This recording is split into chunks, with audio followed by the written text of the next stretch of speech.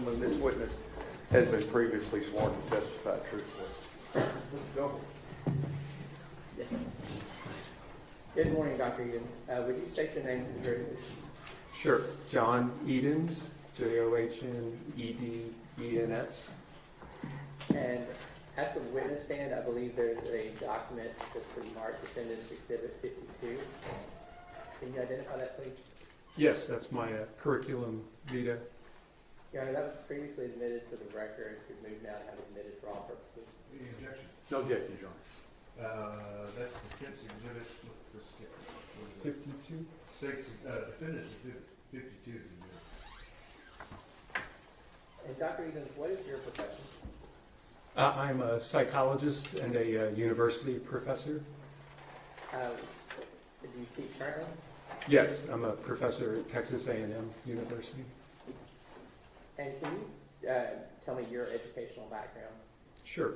I completed an undergraduate degree in 1989 at West Virginia State College, which is now called West Virginia State University.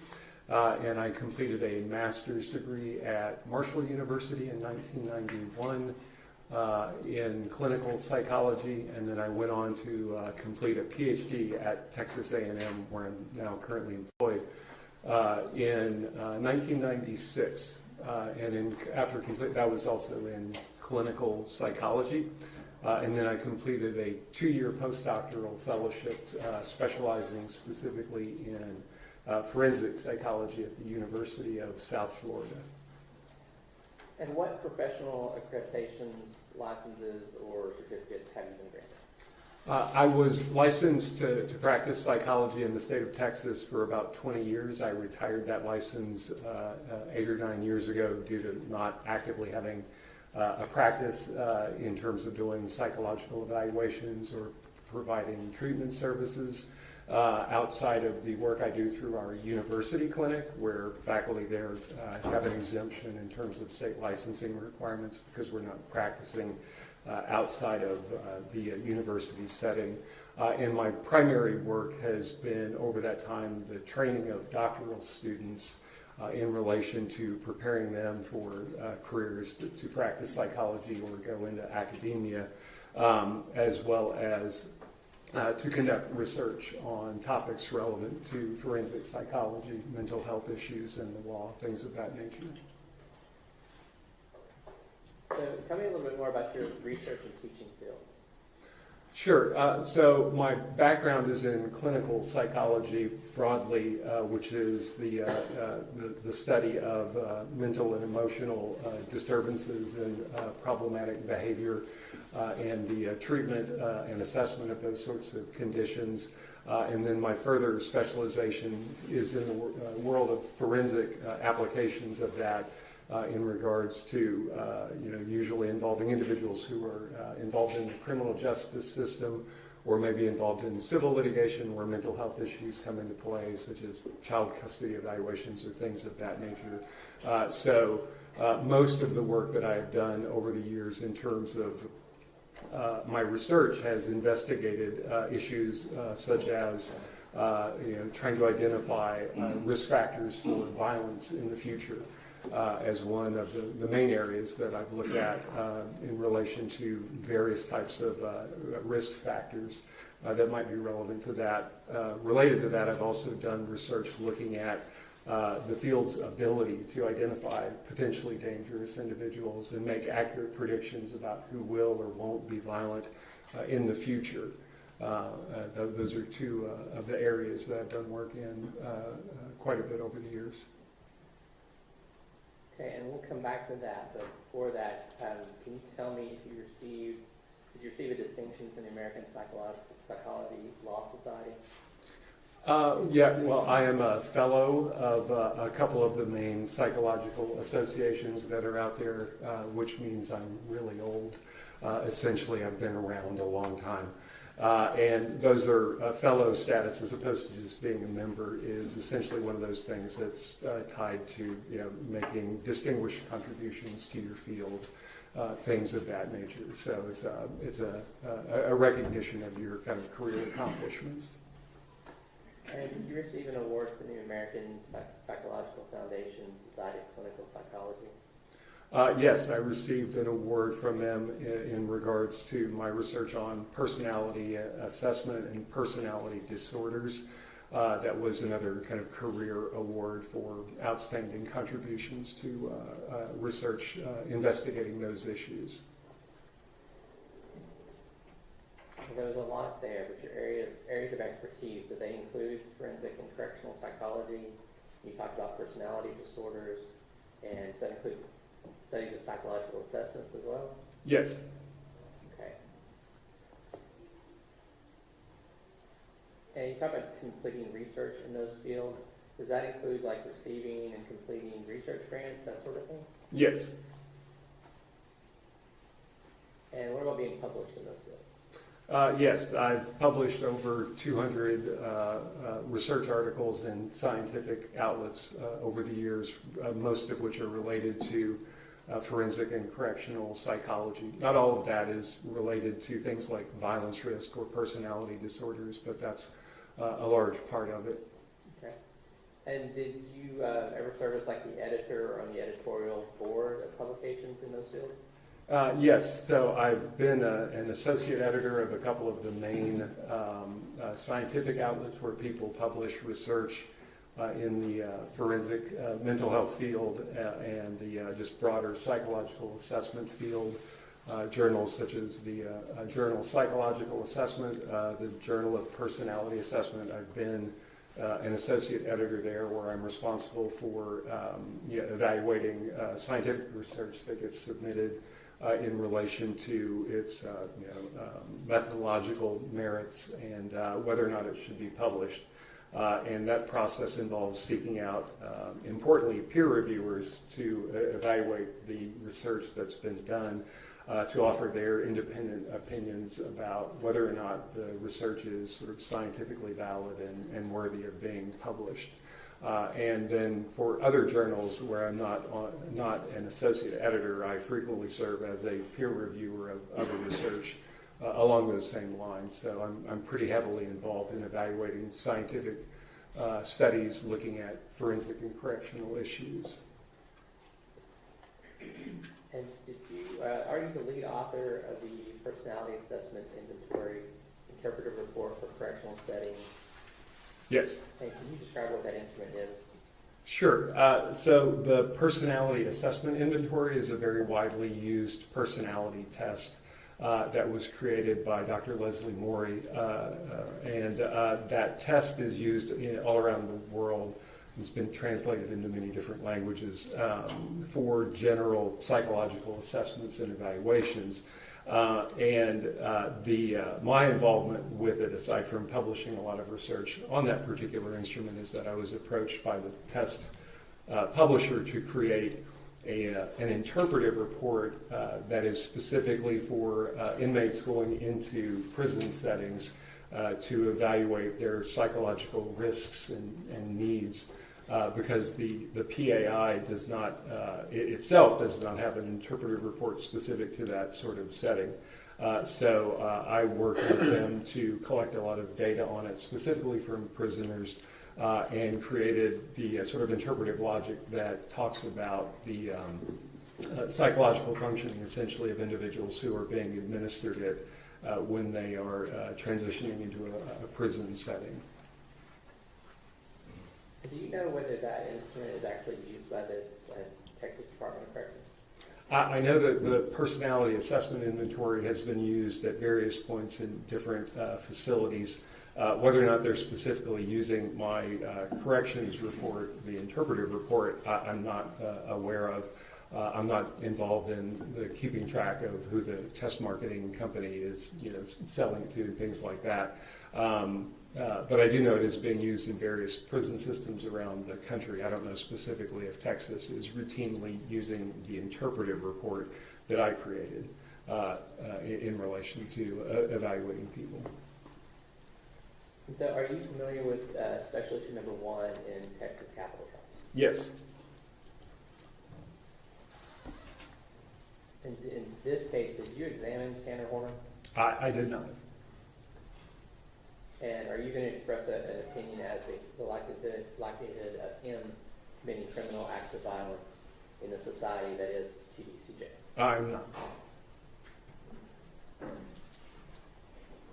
But based upon your expertise in forensic and correctional psychology, personality disorders, and psychological assessments of your research in those fields, do you have opinions about the likelihood of violent behavior among inmates in general, and what information, factors, what type of assessments would be useful in determining the likelihood Yes. of violence among inmates? Sorry, I didn't let you finish that.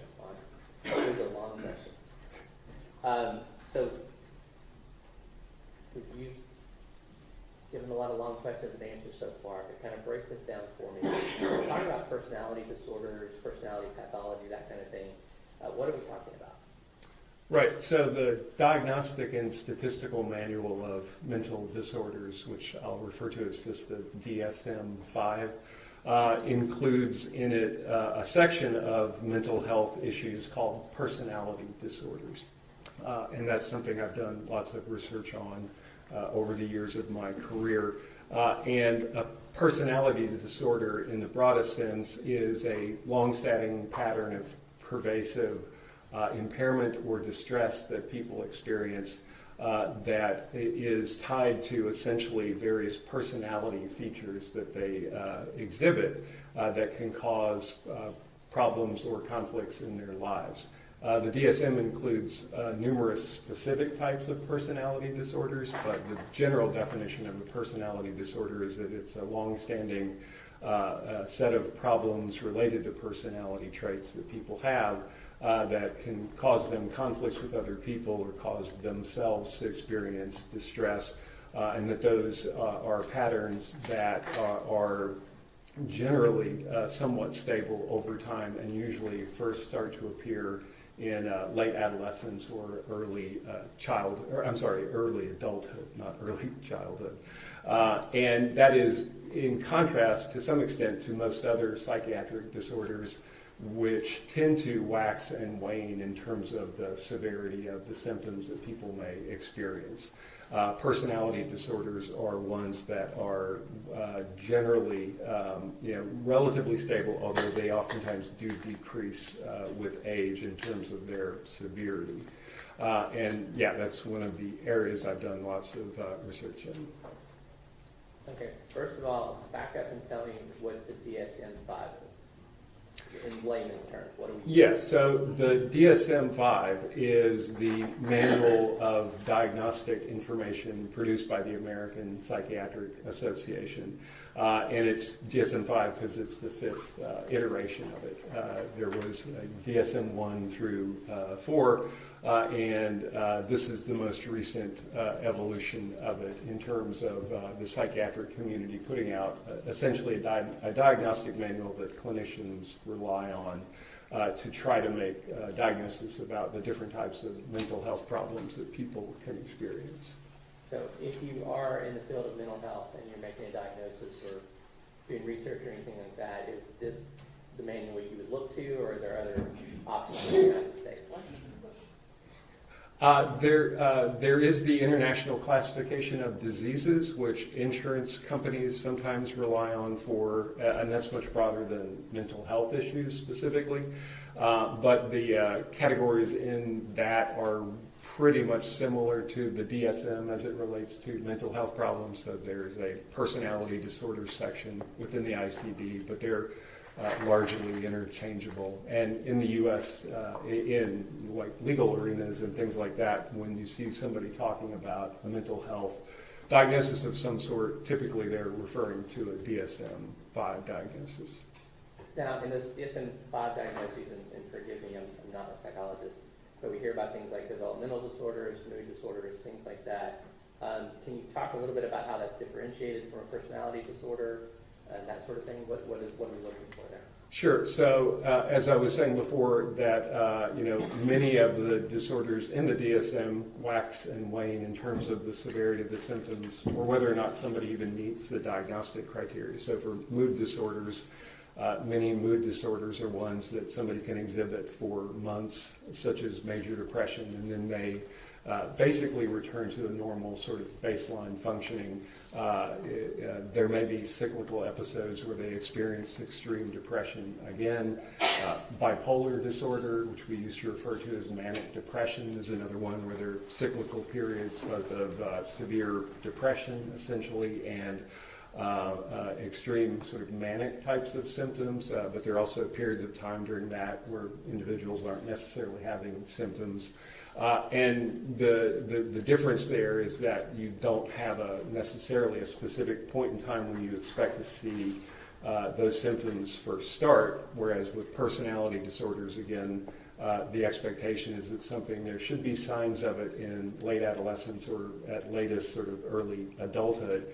And again, those characteristics of one's personality generally don't wax and wane as much. Although if you do look at long-term, as I was saying, the diagnostic stability, even of these quote-unquote personality disorders, sometimes are relatively unstable.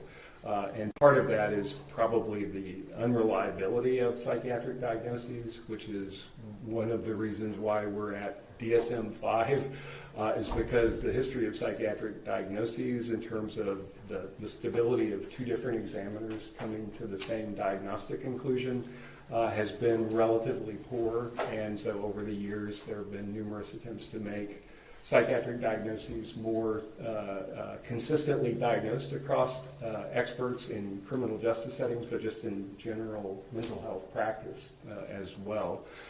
So even though personality disorders are generally construed as being relatively stable, they are subject to change, and somebody might be diagnosed at one point and with that personality disorder, and later on, especially if evaluated by somebody else, might not reach that same diagnostic conclusion. And you talked about differentiating personality and mood disorders. What about developmental disorders? Developmental disorders typically are ones where you're seeing them first appear at some point during childhood, and the symptoms relevant to those types of diagnoses are generally different from the sort of symptoms that you see in personality disorders. And you wouldn't diagnose a personality disorder in a child, for example, because we know that childhood personality traits are relatively unstable, whereas developmental disorders generally oftentimes appear very early in childhood, and the symptoms that you see do tend to be stable over time. Once that person reaches adulthood, who has a developmental disorder, there could be a diagnosis of a personality disorder potentially as well, but you don't make those sorts of diagnoses before somebody's approaching adulthood. Okay, and so you talked about psychological assessments. What are we talking about there? So psychological assessment is a very broad term involving using any sort of information to make either a diagnosis of somebody's functioning, or in some instances, like in relation to the special issue, psychological evaluations, mental health evaluations can be used to try to make a prediction about somebody's future behavior. So it's a very broad term, and there are lots of different methods by which somebody might conduct an evaluation along those lines. The risk assessment field, or the violence risk assessment field, does incorporate various types of information that would go into an attempt to predict what somebody's going to do in the future. So that is an area within sort of the broader field of mental health or psychological assessment.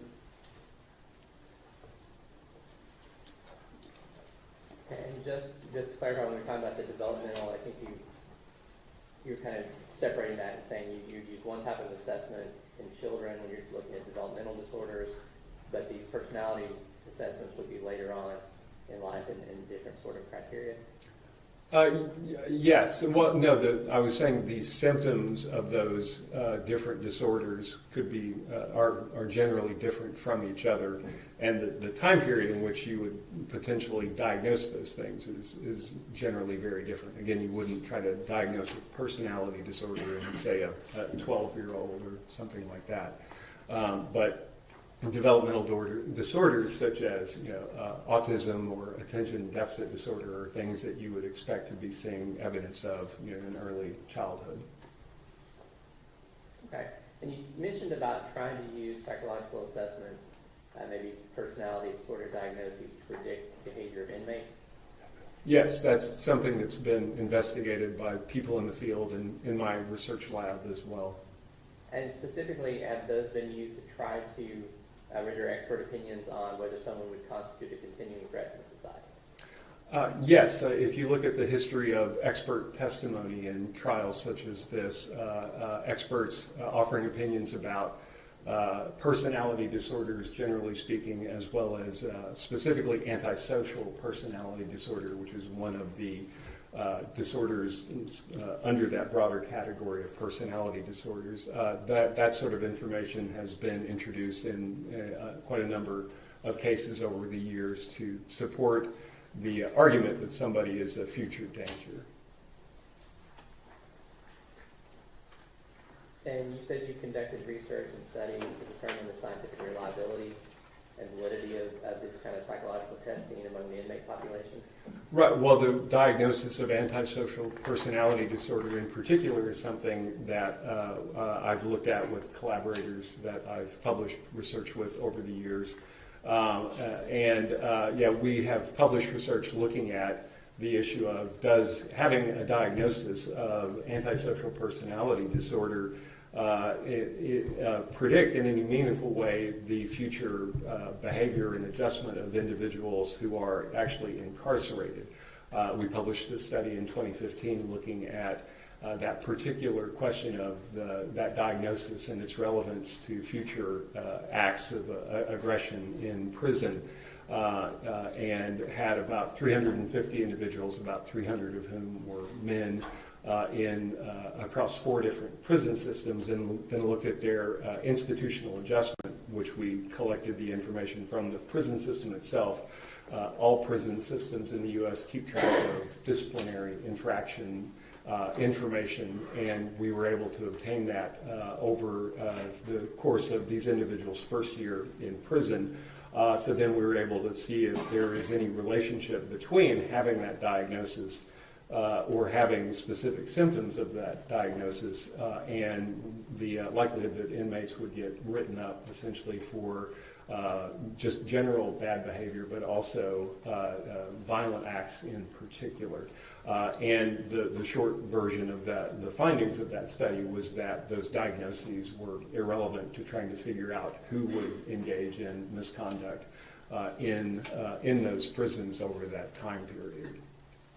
And when you say irrelevant, do you have like the actual number? You said there were 350 inmates, and this was prisons in Texas or across the U.S., or what were we looking at? These were, we actually collected data for this project in Texas, but not in the prison system specifically. It was actually at a Safe P, which was on the grounds of a prison, but is a treatment facility.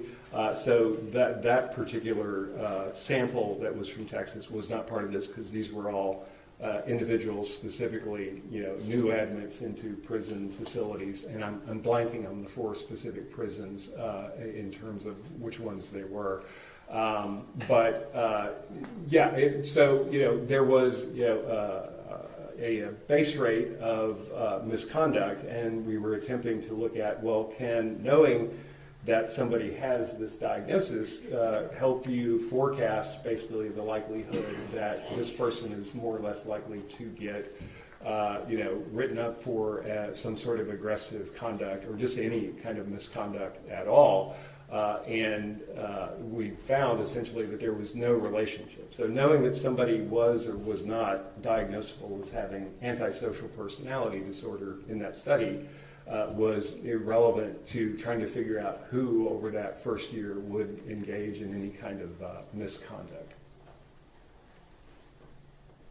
And also, were you involved in a large peer-reviewed study that looked at cases where the prosecution experts had actually testified that the defendant was likely to engage in criminal acts of violence in the Texas prison system?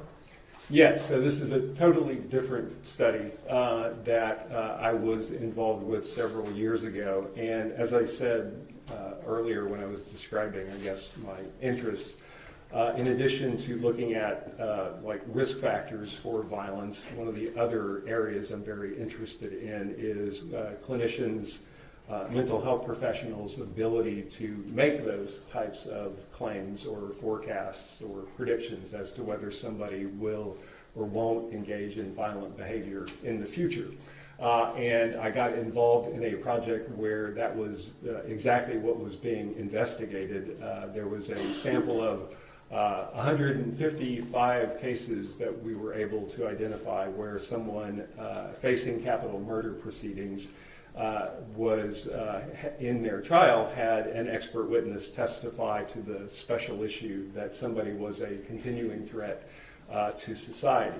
And this information came from published court cases, trying to find the sample of cases. The Texas courts publish some of those cases so you can locate them that way. Not myself personally, but other people involved in the project were involved in trying to track down cases by contacting district attorney offices around the state to identify cases where this type of testimony was being offered. And so we ultimately found 155 of these where, again, there was an expert who went into court and said this person meets that special issue and is a future danger to society, that there is a probability that they will engage in a criminal act of violence. And then what we did as part of that study was then to follow up over the time period of these individuals when they were incarcerated, what actually happened with them in terms of their behavior. And these were all individuals, I should have pointed out, were ones that the defendant in the case did get a death sentence. So these are not ones where the result of the case was that somebody got life without parole. So these were all cases where somebody was initially put on death row. And we got information about their functioning in prison from the prison systems, again, getting disciplinary information about their just general conduct as well as their potential for or their actual violent acts while in the prison system. And we also collected information from the Special Prosecution Unit, contacted them about additional information. The Special Prosecution Unit is responsible, historically at least has been, for investigating crimes within the prison itself and potentially pursuing charges against individuals. So we got information from both of those sources of information. And then looked at, of these 155 predictions, 155 claims that somebody was a future danger, looked at what these individuals actually do over the course of their time in prison.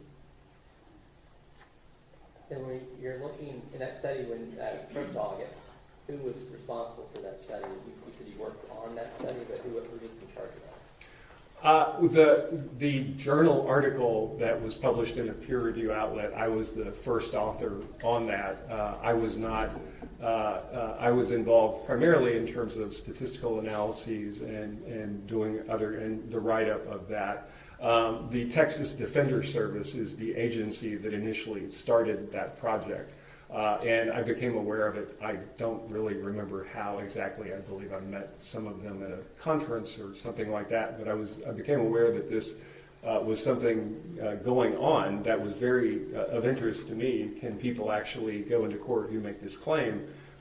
What happens in terms of the behavior of the people who were described as being a future danger? So, and they needed help doing statistical analyses and analyzing the data.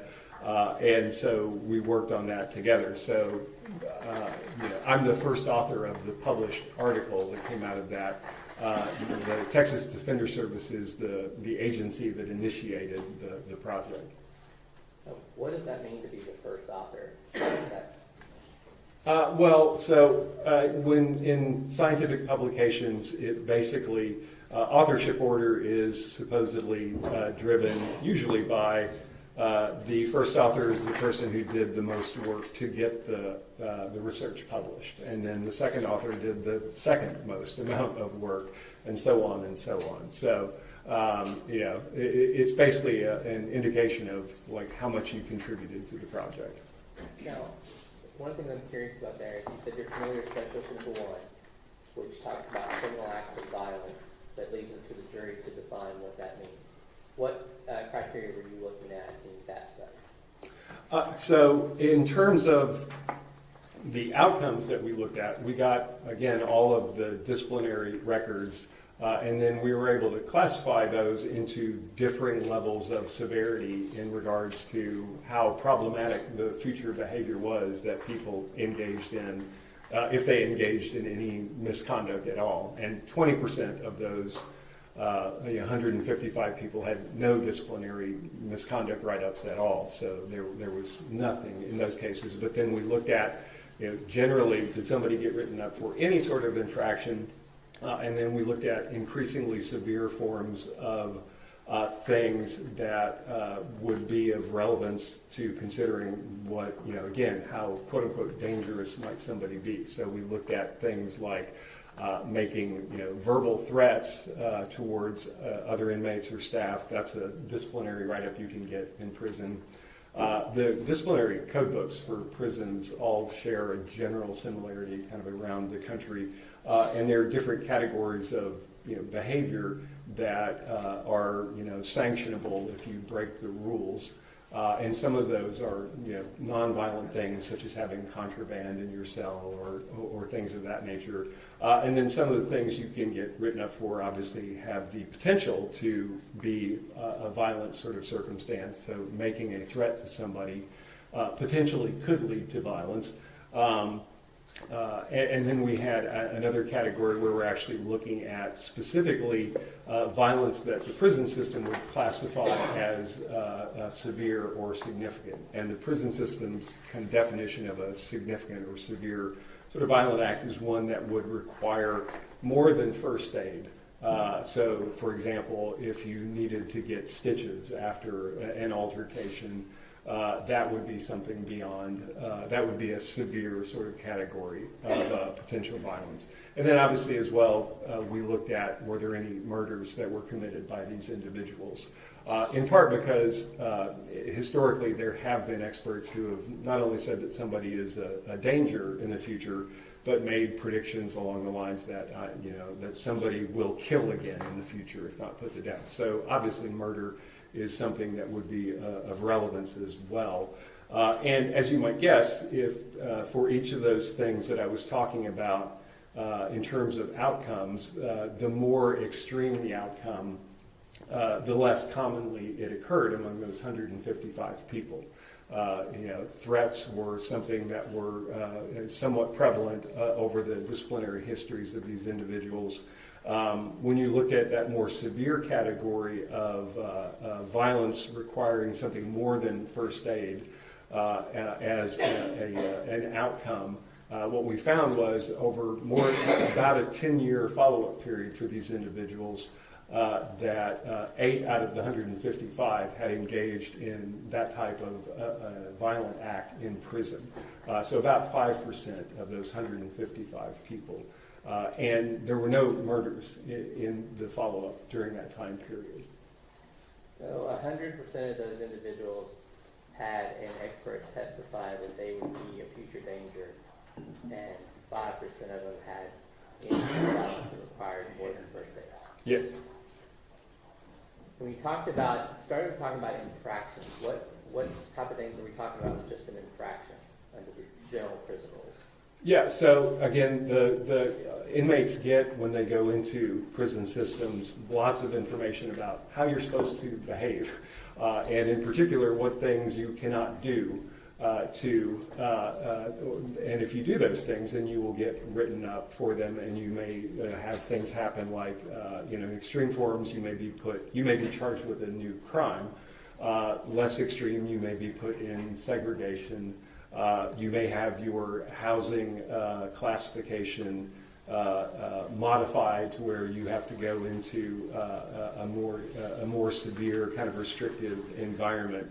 So the disciplinary infractions basically reflect, it's probably not technically right to call them the laws within the prison system, but the things that you will get punished for if you engage in those types of behaviors. And they range, again, from things that I don't believe anybody would consider violent potential necessarily, such as having extra blankets in your cell or something like that, to, again, more extreme sorts of behaviors such as fighting and rioting, things of that nature. So there's a broad range of different things that people get written up for.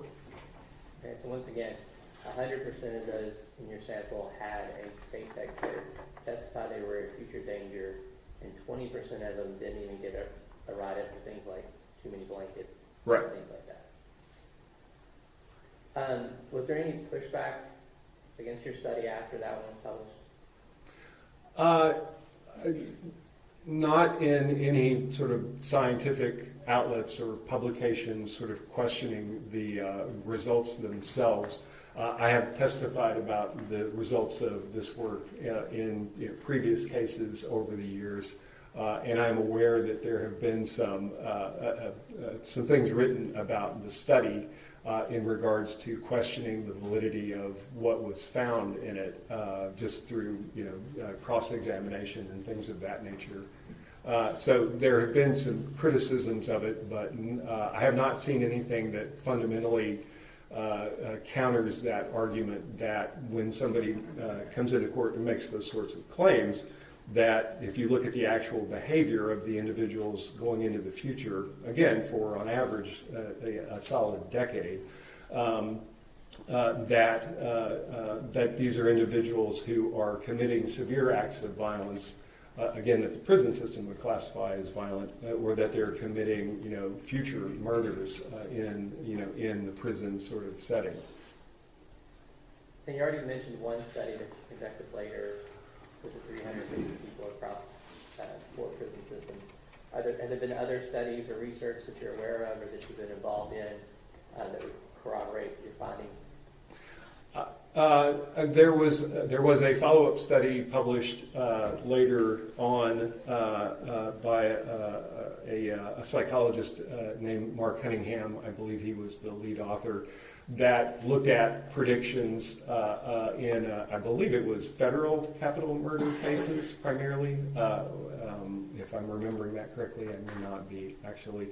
But it was predictions of future dangerousness and looking at outcomes as it related to the same sort of thing. In that particular instance, Dr. Cunningham was testified, I believe, in all of those cases, and offered the opinion that someone did not meet that special issue and was not a future danger. And that study, the outcomes there were relatively similar in terms of then looking into the future. Are those individuals, were they likely to engage in violent behavior in the prison settings? And that, again, found a very low rate that those individuals were getting written up for serious violent acts. And in that study as well, there were not, if I'm recalling correctly, any murders committed by those individuals who were followed up over an extended time period as well. This might be a good time to talk to the jury if you know about what size population are we talking about in TJ? Sure. So the Texas prison system, the census waxes and wanes over the years, but historically you're talking about a prison population in Texas, in the state system, not including federal prisons in Texas, of anywhere from 135,000 to 150,000 people. So it's a very, very large system obviously, in terms of it's basically collectively the size of a small city. I think anecdotally, television media, we kind of envision that as being just kind of a hotbed of murder. Is that what the statistics actually show?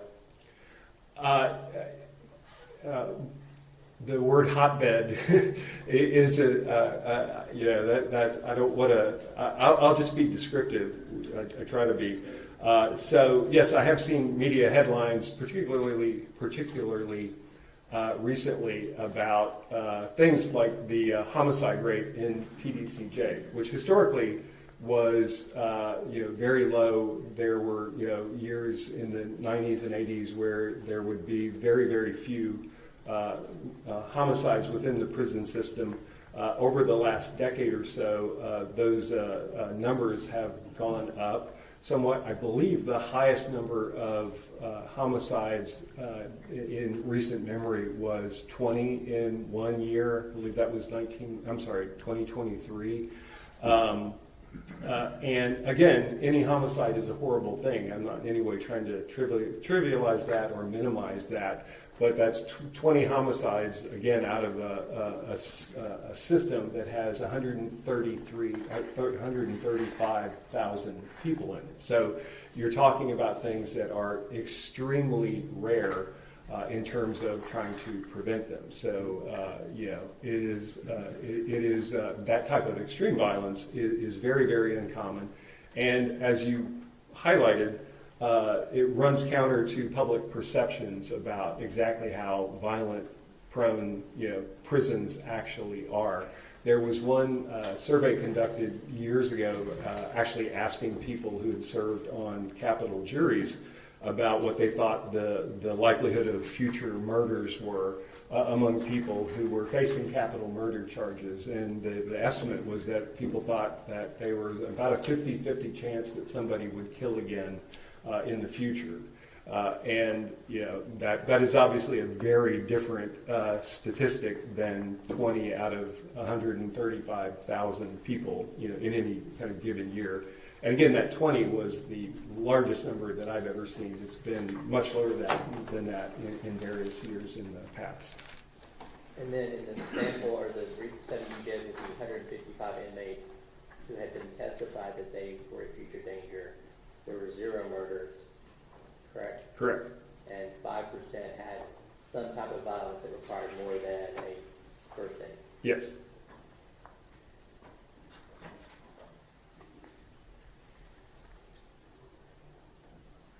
So, based on your research, but I guess based on your whole career, have you been able to identify sort of best practices for predicting human behavior for inmates in the incarceration setting? Yes, I mean there's a lot of research that has looked at trying to improve on our ability as a field collectively to identify who will and won't engage in violent behavior, both in prisons and outside of prisons as well. And there is a body of knowledge about sort of how to go about trying to forecast those types of issues. And there are known risk factors that can move the needle a little bit in terms of improving our accuracy of trying to make those predictions. So yes, I would say there's a methodology that can be employed that improves on our general ability to try to forecast who would or wouldn't engage in those types of behaviors. Although, again, in regards to the more extreme types of violence, such as, again, things resulting in injuries requiring more than first aid, you're talking about an incidence of those things that's relatively small overall in the general prison population. And murders, it's a fraction of that as well, obviously. So anytime you're trying to forecast a very unlikely event, you are likely to make a lot of errors in trying to make that prediction. The example I use oftentimes, like when I teach undergraduate classes in forensic psychology, is when I was, I guess, in my early 30s or late 20s, the horrific Columbine shooting happened in the United States, where there was a mass shooting at schools. And very quickly after that, media started talking about profiles of school shooters and the risk factors for who might engage in those types of actions. And the profiles identified characteristics that were, tied to what was known about the Columbine shooters, and it was things like, being socially isolated and bullied, interest in anti-authority sort of music, violent video games, things of that nature. Those things may have been relevant to picking out those individuals. The issue is that lots and lots and lots of teenagers have all those characteristics as well. So if you try to use that profile to identify who's likely to shoot up a school and engage in a mass murder, then you're going to end up making a lot of mistakes. And that's one of the biggest sort of drawbacks to trying to make predictions that somebody will be violent in the future, is that for these extreme forms of violence that we've been talking about, that's a very hard thing to do, because you end up identifying what we call as a lot of false positives, people that you would predict might engage in that behavior, but who ultimately are not ones who would engage in that and were not acting violently at all. So you're fighting an uphill battle if you're trying to predict something that's rare.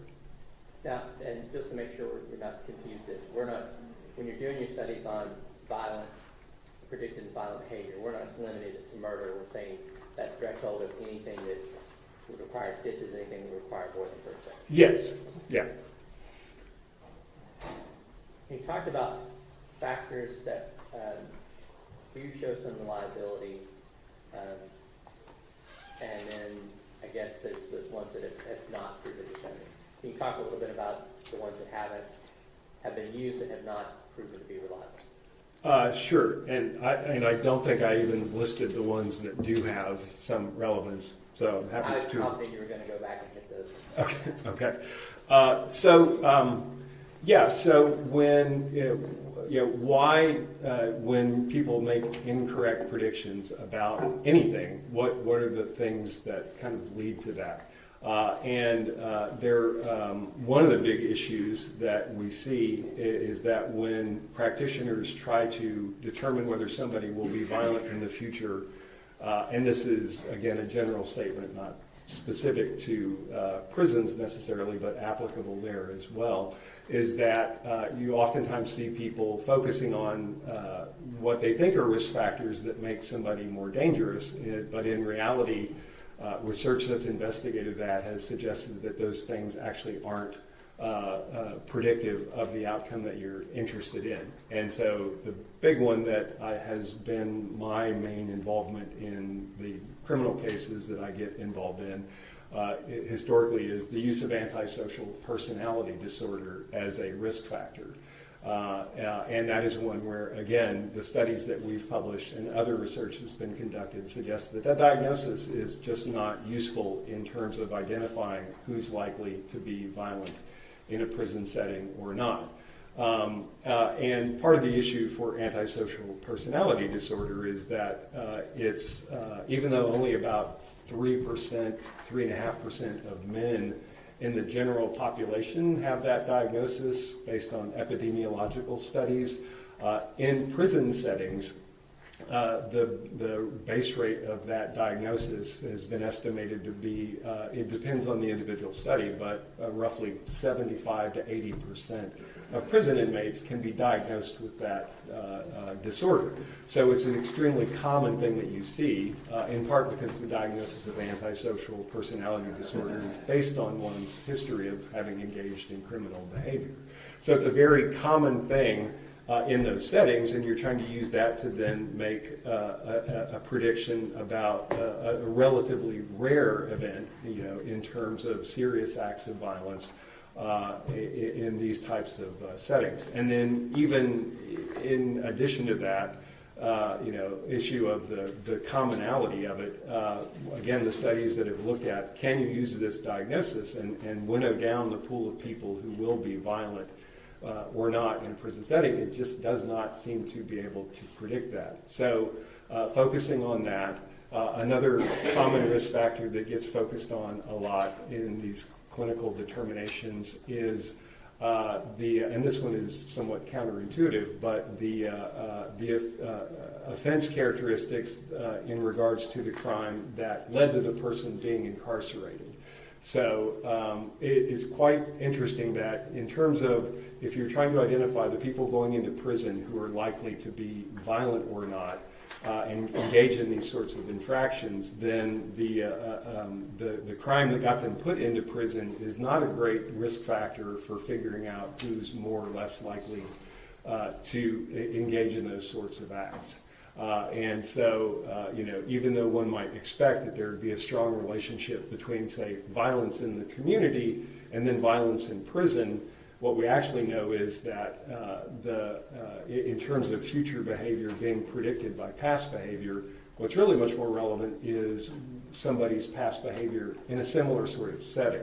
So, for example, there have been studies that have been published to suggest that people who have been violent in prisons in the past are more likely to continue to be violent in prison settings. That makes kind of perfect sense. But simply having a history of violence in the free world by itself, not a great indicator that somebody is going to go on and get written up for violent behavior in an institutional setting. And so that context about where are you making this, where is this person going to be and how is that going to impact their behavior is something that is really kind of critical but oftentimes gets ignored. And let's unpack some of that, because you talked about that personality disorder diagnosis being common amongst prison populations, partially because it's relying on the fact that you've been charged with a crime. Right. It's kind of a circular logic to say you're charged with a crime, so you have a personality disorder. You have a personality disorder, so you'll be violent in the future. The diagnosis is not just a history of criminality, and in fact, the diagnostic manual does specify that crime, absent the personality criteria that are listed, is not supposed to be diagnosed as a personality disorder. So there are lots of reasons why somebody may engage in criminal acts. The diagnosis of antisocial personality disorder is not to be made simply because somebody has a history of crime. But most people who get that diagnosis do have that history. So it's not totally circular, but there's a lot of overlap there. So, but you were saying that it's maybe 70-80% of the prison population might qualify for that. Yes. But in your study of people who had actually been convicted of capital murder, 5% of them had violence that was above the level of a first aid. Right. I don't know how many of those individuals had testimony that they had antisocial personality disorder. We didn't have that information available to us, but that is a very common thing that gets brought up in those cases historically, and knowing some of the experts who testified in those cases, I know anecdotally that they tended to rely on that diagnostic category to inform that prediction that somebody would go on to engage in criminal acts of violence. Now you said past behavior in an incarceration setting does have some predictive value. Were there other factors that you want to mention? Yes. So in terms of the prison-specific risk factors that have shown up in multiple studies trying to identify who is likely to engage in future violent acts, the foremost sort of robust factors that tend to show up that can help you move the needle in the direction of is somebody proportionally more or less likely to engage in violent acts. A couple of them are relatively straightforward and also relevant in the real world, but age is, really in most studies the best indicator of the likelihood that somebody will be violent in the future, and that's very clear in prison-based studies as well. Younger inmates going into prison are quite a bit more likely to engage in and be written up for violent and aggressive acts, as well as other types of infractions as well. So that's well established in the field. The other thing that actually is a strong factor is educational attainment. And various studies have found that basically the lower level of educational accomplishment, the Texas prison system, for example, has a test that is used to measure educational sort of accomplishment, the TABE, and I'm forgetting what the acronym stands for at the moment, but it basically measures educational issues, and that is something that is a known risk factor as well. Lower educational accomplishment basically moves the needle in terms of higher levels of risk. And then the other two factors are prison gang membership is a risk factor that's shown up in multiple sorts of studies that have been done, both prison gang as well as street gang types of. And so if there's a history of that, that also increases the level of risk that someone may pose to acting out in prison. And I believe that was 3. I'm leaving one out. And in addition to the behavior in a prison setting before?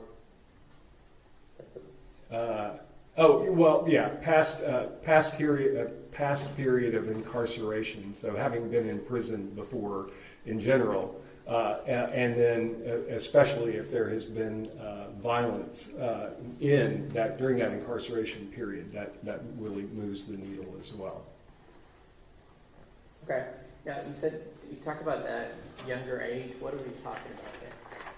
What age do you think? Well, so in the published research in this area that's looked at it has found that if you group people into age groups, 21 and younger in prison are far and away more likely to engage in violent acts and get written up for that early on during the period of incarceration. And then it's basically a linear relationship. The older you get, the lower the likelihood. The older you are when you go into prison, the lower the likelihood that you're going to engage in a serious sort of violent act. And as you age in prison, the likelihood of violent acts and just general misconduct tends to go down as well. And when you were talking about lower education, what are we talking about there? So like having a GED or a high school diploma is generally a positive indication of a lower likelihood of somebody getting written up for a violent act or misconduct in general.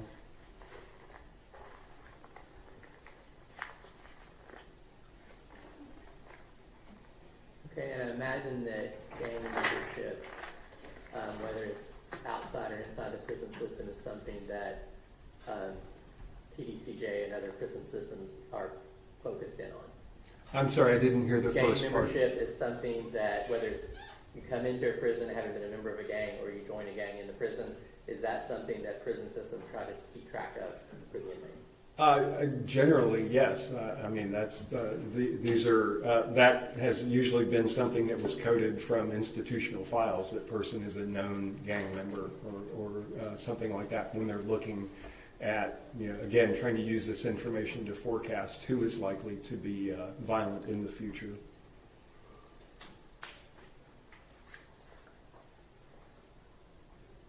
Your Honor, I'll pass the witness. Cross-examination. Dr. Higgins, let me ask you a couple of questions. Also, as part of your work as a professor, you also frequently testify on behalf of capital murder defendants, do you not? I have frequently, I actually tallied this up recently. I believe I've testified in roughly, counting this one and including hearings that were not necessarily before a jury, like an appellate issue. I believe I've testified 15 or 16, this may be the 16th time since roughly 2000. So I do not testify, I would say, all that frequently. I've been retained as a consultant in, I believe it was roughly 55 cases to either provide some input about violence risk issues. Many of those are cases that are actually on appeal, so I'm involved with writing affidavits, kind of summarizing a lot of the literature I've been trying to describe to you guys today, putting that in written form as part of appeals that usually are involving raising questions as to whether or not somebody should get a new trial, making an argument as to that because of testimony that lacks scientific a scientific basis as it relates to violence risk. So so about 55 total cases I've been involved in. I think I've testified about 15 times. And that's all on behalf of capital murder defendants? They're all on behalf of the defense, except one. Not all of them are capital murder cases, but the majority of them are, yes. And the one case I testified in for the prosecution was not a capital murder case.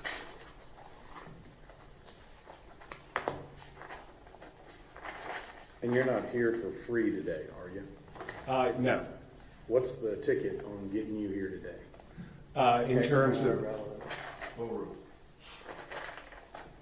can you define ticket more? Are you talking about hourly rate or? What's up until today, what's your total bill for up until today in this case? I believe until today it would have been, so my hourly rate for this case is $450 an hour.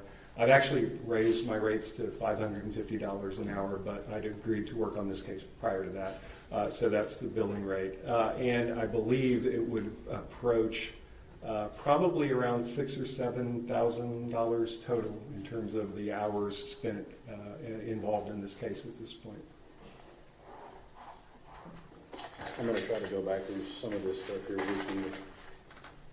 The first thing I want to hit here is that you being the author of the PAIC, is that correct? CS, yes. CS, okay.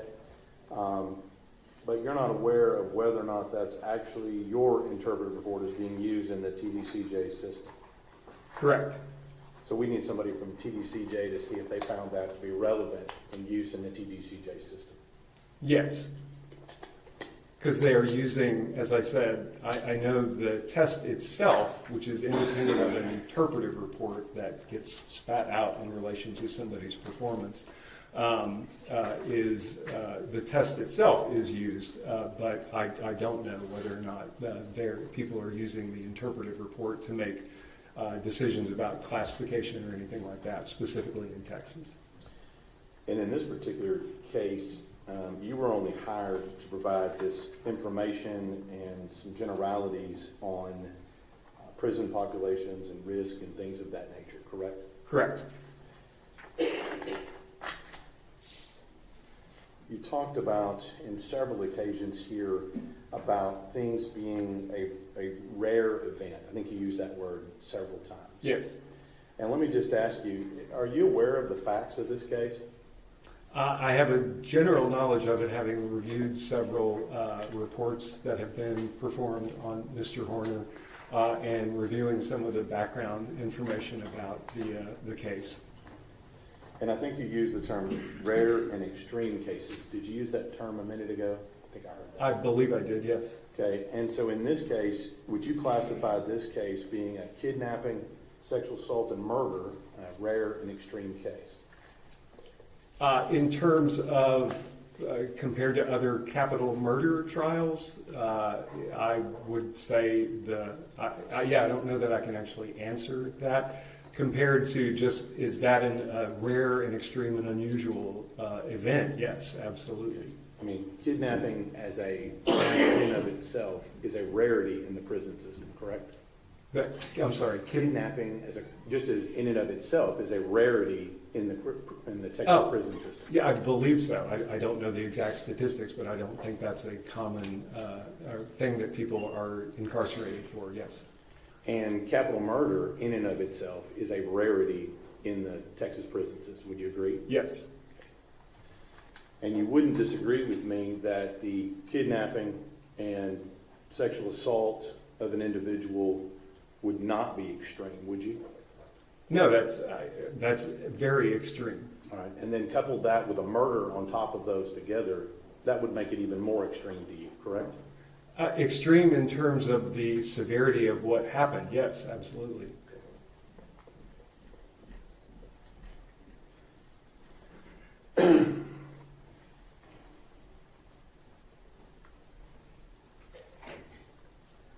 Now, you talked about, and you went over this you said that there was a 2015 study, is that right? Yes, that was, sorry, go ahead.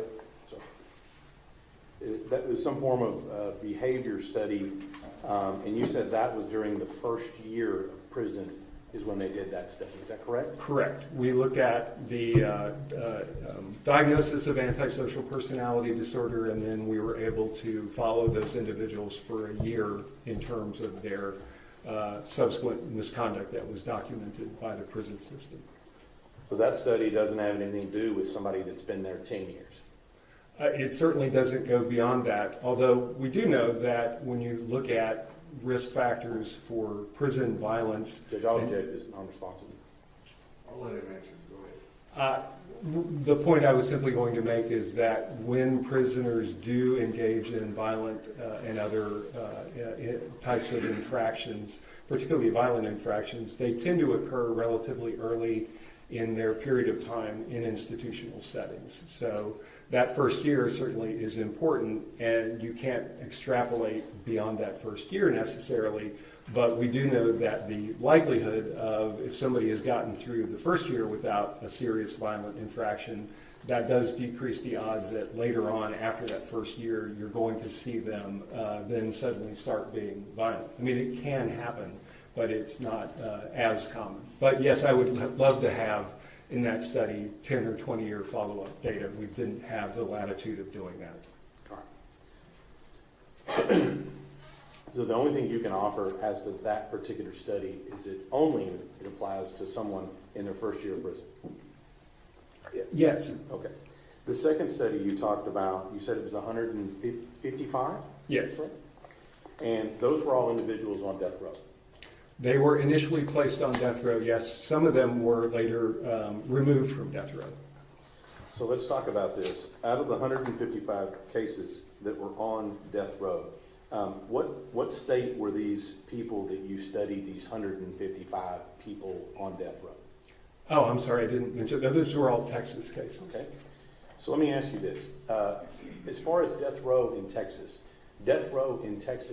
is not the same as general population, correct? Correct.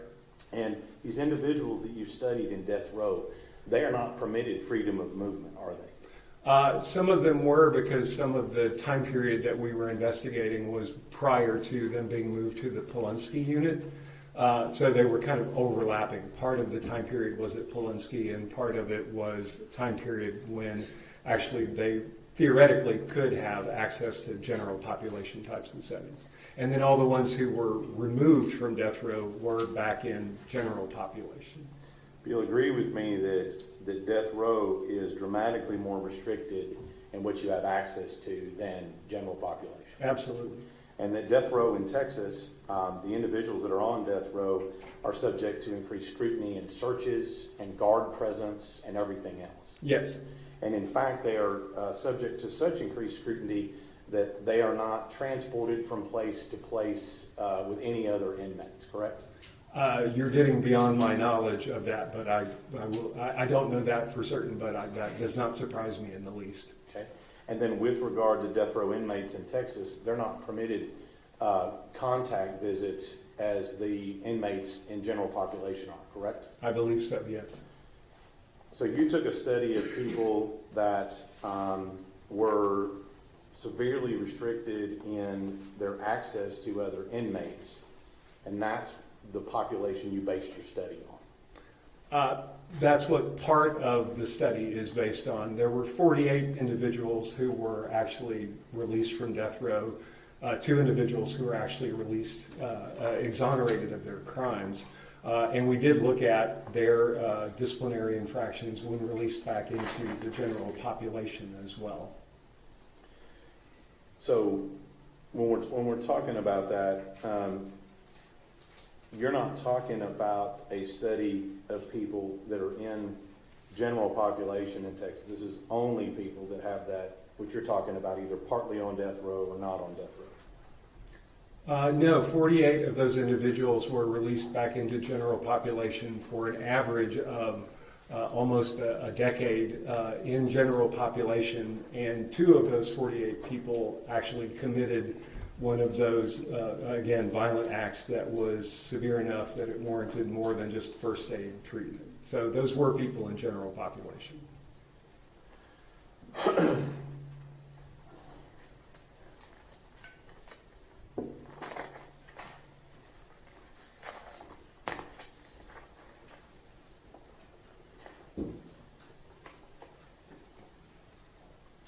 Let's talk, you mentioned something about there was forecasting when it applies to rare circumstances, and you said there were errors and false positives. I think that's what your testimony was. Yeah, words to that effect, yes. And what you're talking about here is that in all of this stuff in prediction, you're not able to, with any high degree of certainty, predict whether somebody will or will not commit acts of violence in prison, are you? You are extremely at risk of making mistakes if you predict that somebody will. However, if you predict that somebody won't, you are absolutely likely to make mistakes in that direction as well. So yes, that can happen. All right. And so, and for example, I'm betting that you probably have an example in your head and all these studies where you would have indicated they would not have committed any types of criminal violence in prison, and they did, correct? I have actually rarely offered a specific opinion about somebody's violence risk. My testimony has historically been more so about, are these risk factors relevant to somebody's likelihood of engaging in violent acts? So I do not go into court frequently and offer a specific opinion. In part now because I've retired my license, and that would be essentially engaging in practice, which is why now I serve basically as the role of what we would call a teaching expert or a content expert about, well, what do we know about violence risk factors? But I don't offer, even when I was licensed, I didn't go into court and routinely offer opinions as to whether somebody was low, moderate, or high risk. Let me ask it a different way.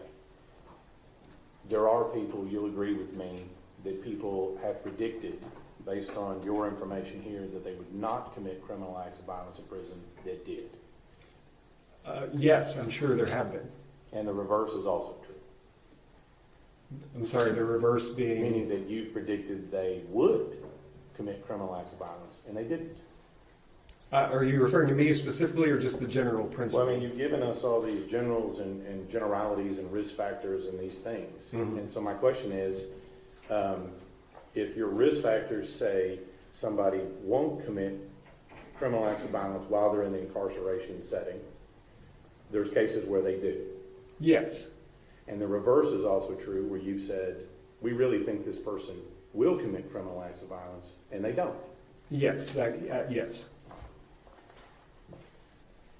And with regard to your risk factors, two of the risk factors, I think, or potentially three, when it comes to gang membership, require people to already be in the institutional or prison system or have that happen in the past. Isn't that right?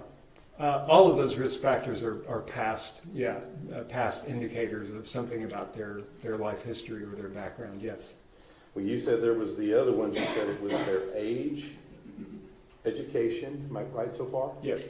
And then you talked about gang involvement in the prison system. In the prison system, but also gang membership in general. So street gangs, if that is present, that again increases the level of risk for violent acts. And then you said conduct under prior incarcerations. Yeah, if somebody has been previously incarcerated and they've been violent in those sorts of settings, that does raise the risk, yes. And then you also said something about their conduct while they've been in jail. Is that what you said? There's a lot of stuff. Yeah, I apologize. That's the same thing my students say in my lectures. I'm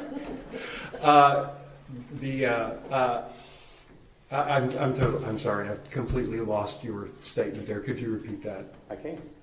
You had indicated that somebody's conduct in an incarceration setting is something you listed as a factor. Yes. Okay.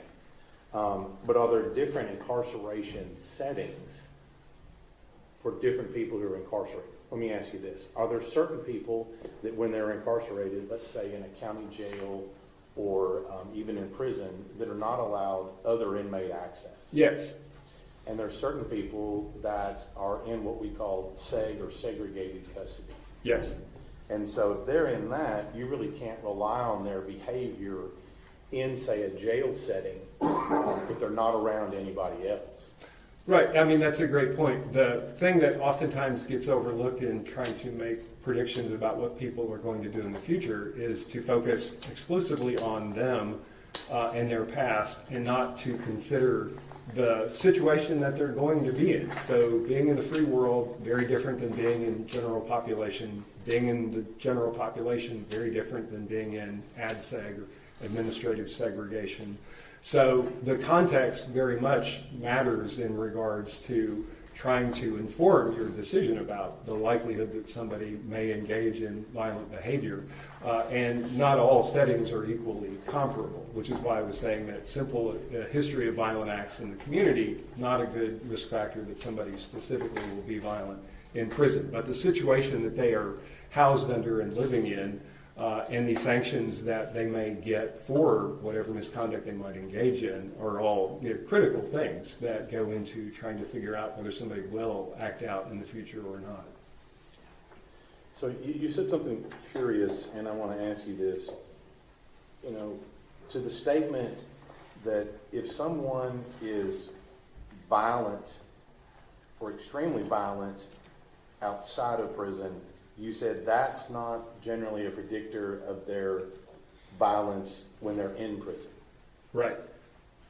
So somebody who is victimizing other people outside of prison, you're telling us that that's not predictive of them victimizing people in prison. Essentially, yes.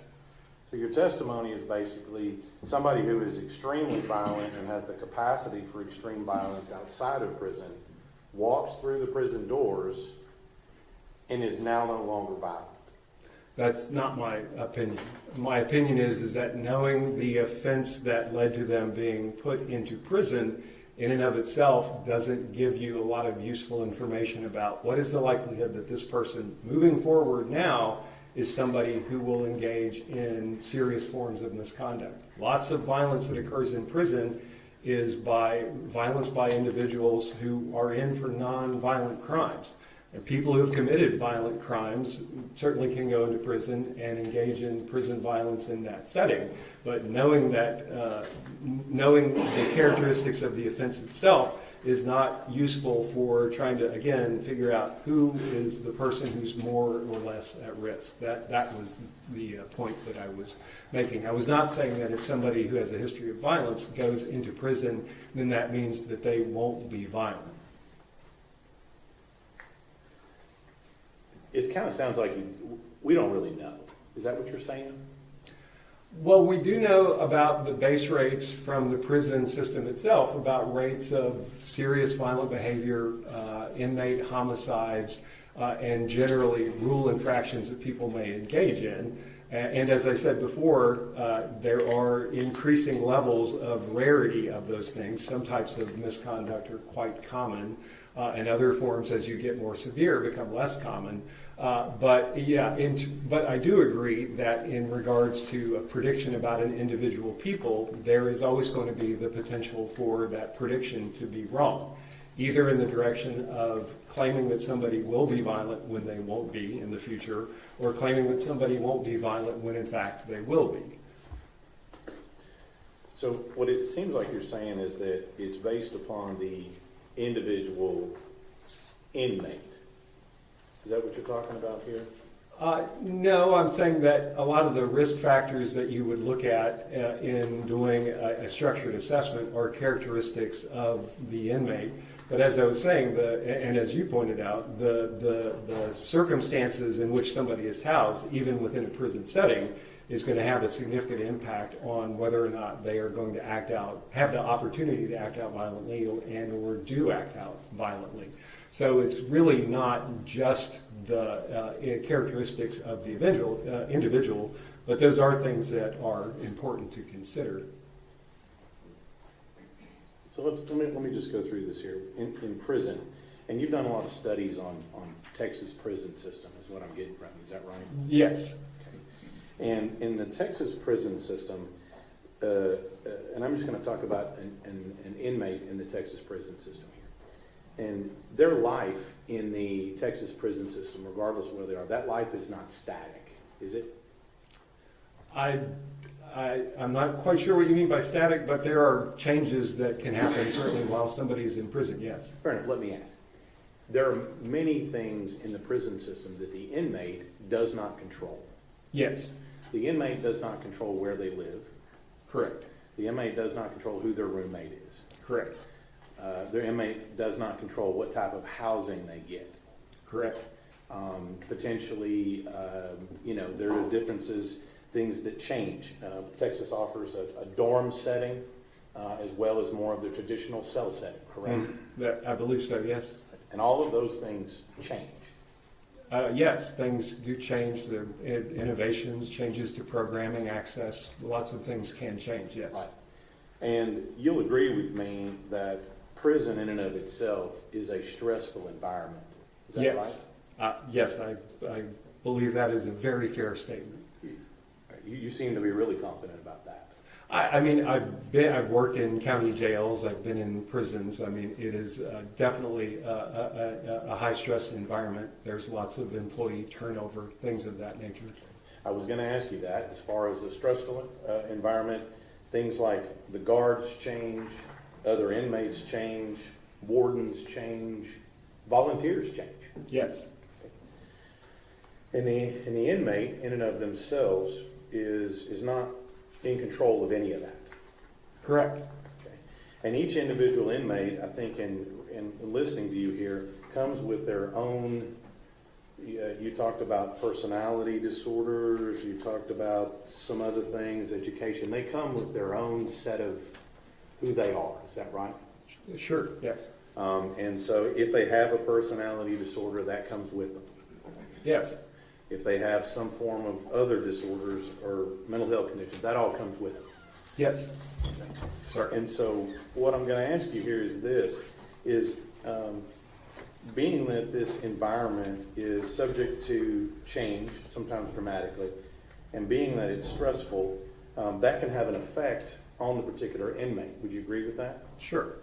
And depending on what their conditions are, or what they walk into prison with, that can affect how they react to certain situations. Would you Sure. agree with that? Yes, So if an individual inmate, by virtue of whatever their background history, what have you, mental health, all that stuff, if their reaction to that change and stress in prison, if their reaction to that is with violence, you would consider that to be a problem, wouldn't you? sure. And if their reaction to that change and stress, their default is to react to violence, you would agree with me that they have more of a probability to commit violence in prison than other inmates.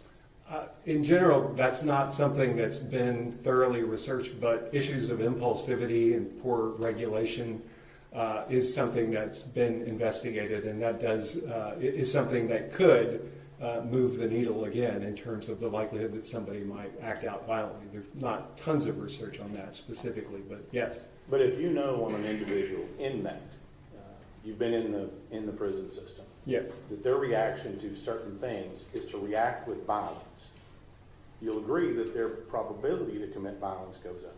sure. And individuals that are also in prison, whatever they come with, whatever their package is, right? And I'm going to Right. refer to that, kind of who they are, Sure. right? Let me just ask you this. You talked about infractions and violations. Is that the terms you used? Yes, disciplinary infractions or violations of prison order, things of that nature, yeah. Okay. And I want to get this correct here. There are certain things that go with that. There would be things like if you possess something that you weren't supposed to have. Yes, that's a type of infraction. I'm yes. just giving an example. I want to make sure we're clear on what Sure. I'm talking about here. Obviously, an infraction would be some form of assaultive behavior, Yes, right? Up and into including murder. right? That would be a crime, but also a disciplinary infraction, Yes. fairly severe. Yes, the Special Prosecution Unit, I'm sure, would take over that case and pursue criminal sanctions, as opposed to the infractions, which are usually adjudicated by a board of people in the prison in terms of meting out punishment. So yes, I mean, obviously very extreme. And you'll agree with me that, again, I'm going to ask you kind of a similar question. If you have a particular inmate that their reaction to these types of infractions, when they're found with something illegal, or maybe found with drugs, or maybe doesn't have, or what did you say, too many blankets in their cell. Yeah, this is an example of the many things you can get written up for. Right. If their reaction, we know their individual reaction to that particular thing is to react with violence, right? You would agree with me that that inmate would have a greater probability of committing violence if in prison. Yeah, if someone is reacting violently to what sounds like in your hypothetical a minor transgression, then under other circumstances, that person's likelihood of acting out violently, if that is their response, certainly could be higher. Again, you have to consider the circumstance and everything else that goes into it. But yes, that potentially raises the risk of somebody acting out aggressively. Right. And we would know that about that individual inmate. If that is their default, that's what I'm asking about. Well, I don't know in your example if we can know that somebody's default to provocation is always to act violently. My experience is that certainly can happen. Most people, even people with severe impulse control problems, can control their behavior under some circumstances. In the example that you're giving, if somebody always lashes out violently to minor provocations, would they be more likely to lash out to more major things where their freedom's being impinged or something like that? Then yes. I think that would be likely to be true, but I believe that example is a fairly extreme one in regards to describing what is typical in terms of behavior patterns in prison.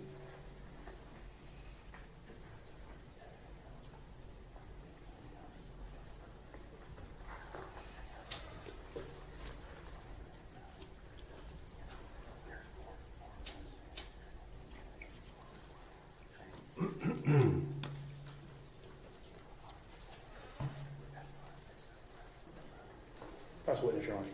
Do you anticipate much regret? It's me, Your Honor. I got 5 minutes. Okay, I'd like, if possible, I'd like to finish with this one. I'll try to keep it under 5 minutes. Not Got it all pressure. shot. All right, so real quick, the old study with 155 people, those were all people convicted of capital murder. Yes. So those are all murder plus that's something extra. Yes. So that is, statistically, that was a narrow, it's statistically an unlikely charge to be in prison for. Yes, I mean the number of people in prison for murder is much just murder relative to capital murder is much higher, and so capital murder cases are obviously a much smaller subset of those. But 100% of the people you were looking at in that study fit that category. Yes, yeah, everyone. And you said there was a follow-up on that over 10 years? That was on average the amount of time that they had been tracked in terms of collecting their disciplinary records. And you do not have to be on death row for PDCJ to put you in more restrictive housing, correct?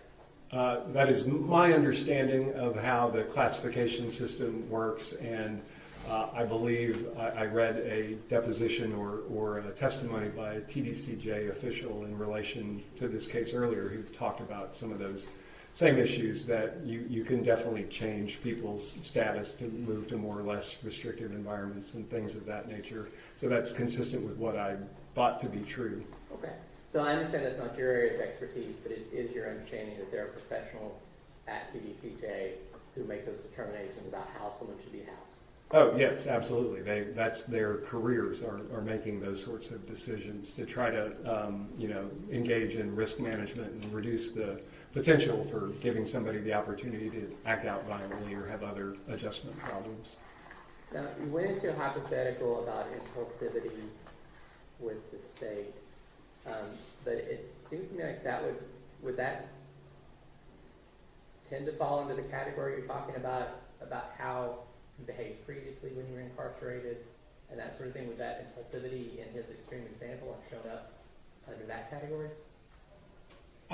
I'm not really sure. I mean, my understanding was that I was being asked if somebody always responds with violence to provocations, then in a prison setting, would you expect that person to have a higher likelihood to respond violently in that setting, which is, again, I think an extreme example that no one ever always responds violently to provocations, even with people who have severe impulse control problems. But if somebody did, then that would, I think, increase the risk that somebody might act out in an aggressive way if having a confrontation in a prison setting as well.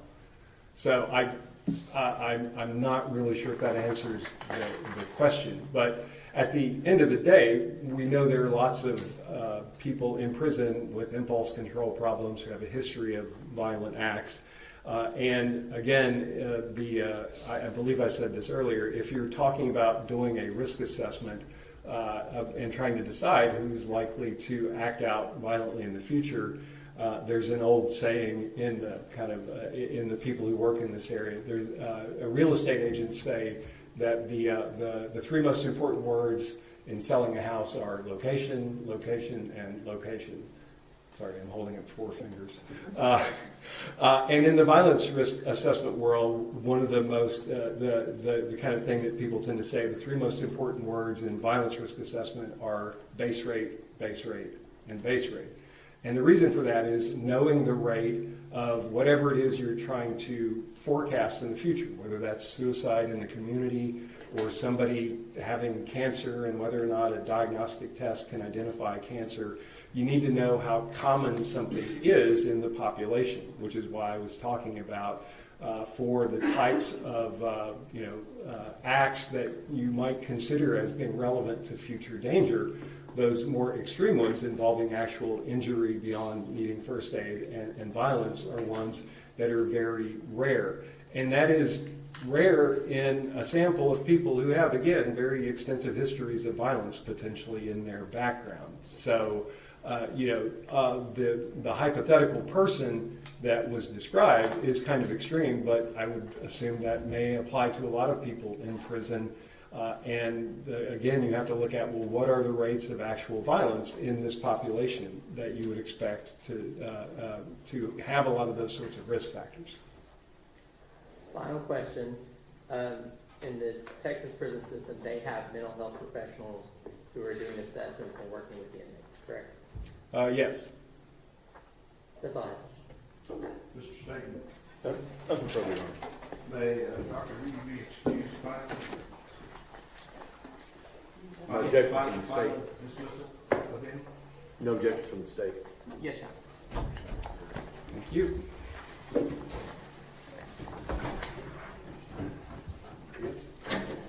Okay, let's take our morning break. I need to visit with the lawyers for a few minutes, so it may be a little bit longer before we get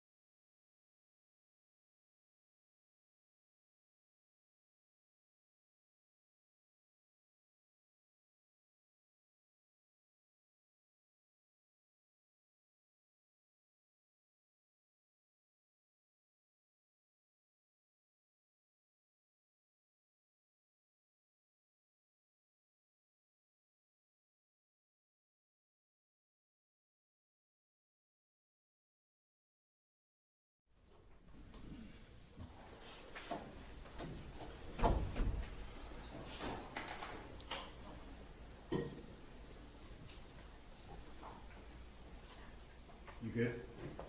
Yes. Okay.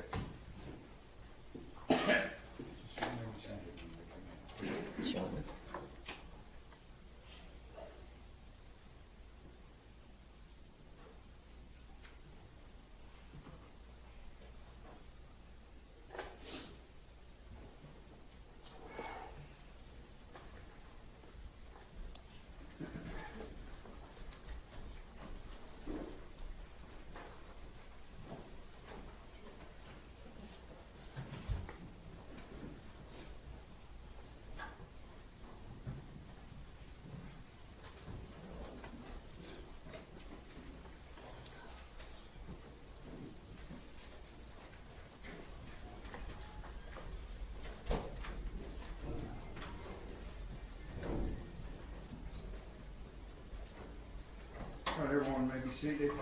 We are ready to proceed.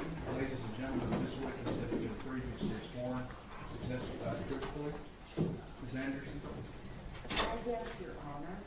Just need to make sure my media is working with me instead of against me. Okay. Good morning, how are you? Be better. Would you please introduce yourself to the jury? I'm Tanner's mother. I'm the defendant's mother. And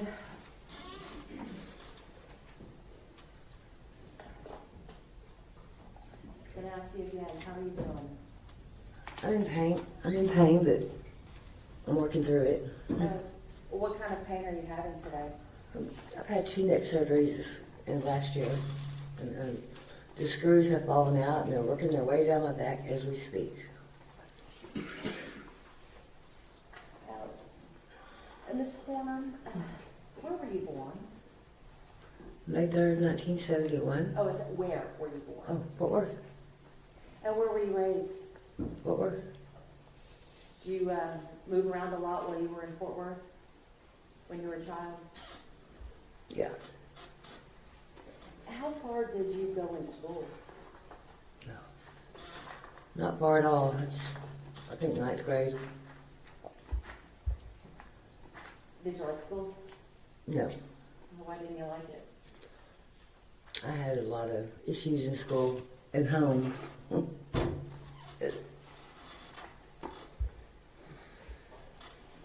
When you were in school, what kind of grades were you making? I don't remember that, Susan. I don't. Okay. Did you ever want to go to college? No. Oh, you sure? Yes, I did. And Ms. Warner, you're also very soft-spoken, so if you can try to, and I know you're in some pain, but if you can keep your voice up for us and use the microphone as much as possible, that'll make it easier for the jury to hear what you have to say. Is that better? Much. Okay. We were talking about you wanting to go to college. Did you ever make it to college? I did when I got sober in 2014. I did.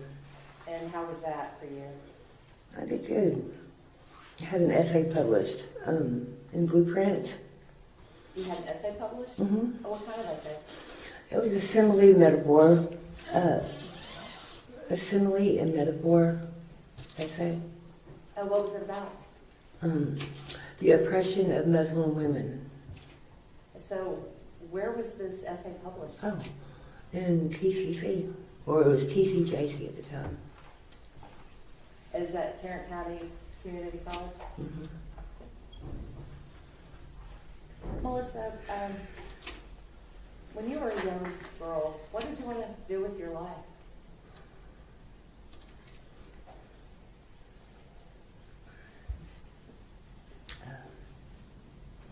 I don't remember having dreams. I didn't have a good childhood. Your Honor, I'm going to... May I approach the witness? Yes. Uh-huh.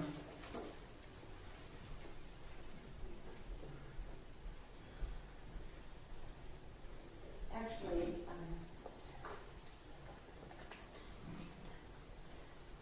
Ms. Warner, I'm going to hand you what has already been admitted into evidence.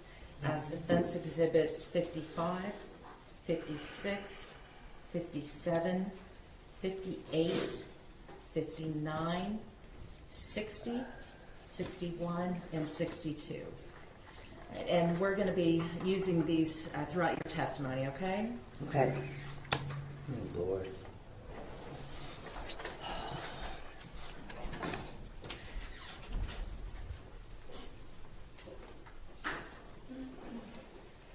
You have published, Your Honor? Yes, ma'am.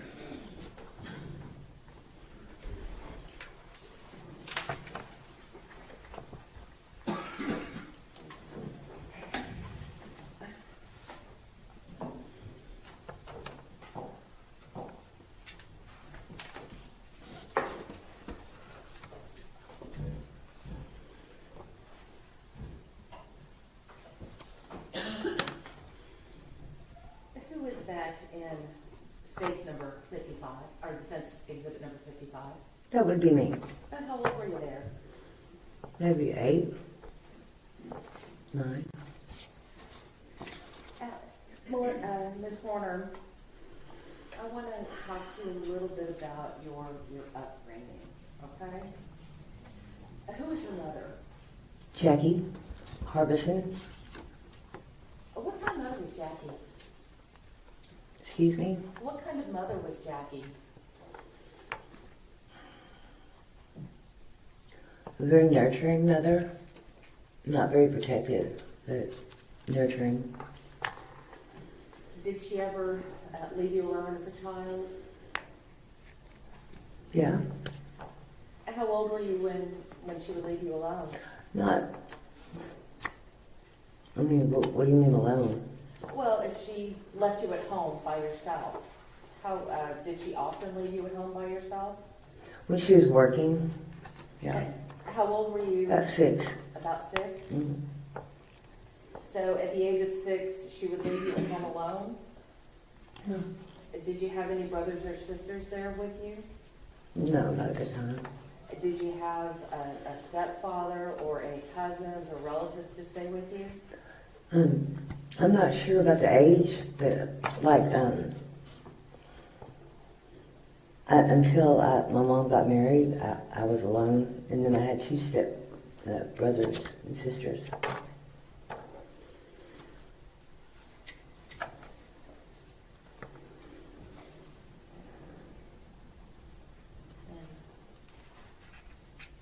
May I have a moment, Your Honor? Yes, ma'am.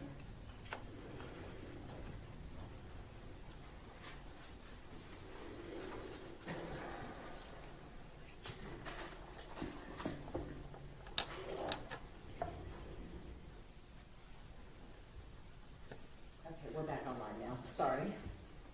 Okay, so Ms. Warner, we were talking about your mother. You had said that she was nurturing, but not always. Do you feel that your mother met all of your emotional needs as a child? I'll let her read. Go ahead.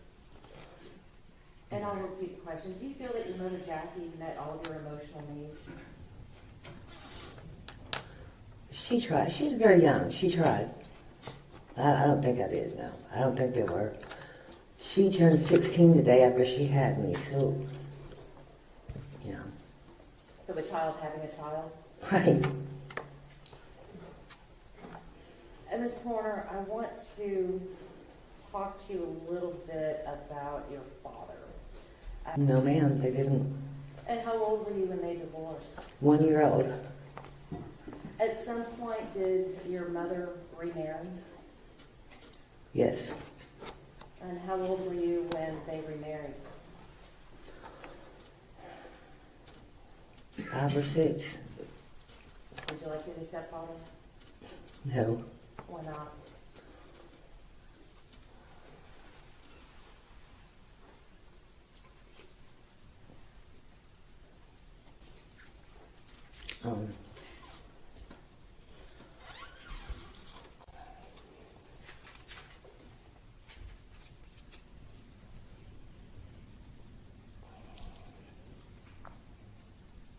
Okay, Ms. Horner.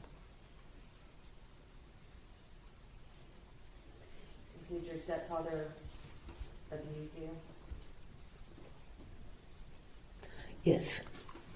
How did he abuse you?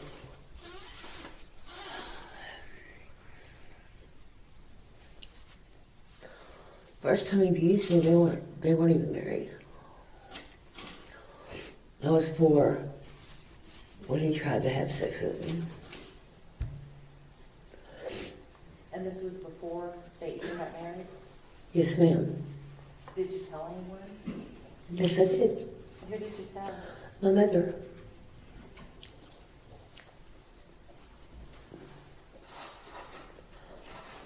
Even though you had told your mother that the man she was with at the time had abused you, did she break up with him? No, she didn't believe me. She didn't believe you? I think he told her because he had put something on a rag to make me pass out. And she asked him what that smell was, and I think he said it, perfume, or he spilled perfume on me and he had to clean it up or something. I don't know what he said. She believed him over me. And even though he abused you, did they still get married? Yes, ma'am. After they married, did the abuse stop? No, ma'am. Was the abuse constant through the marriage, or was it at different times? It was not constant.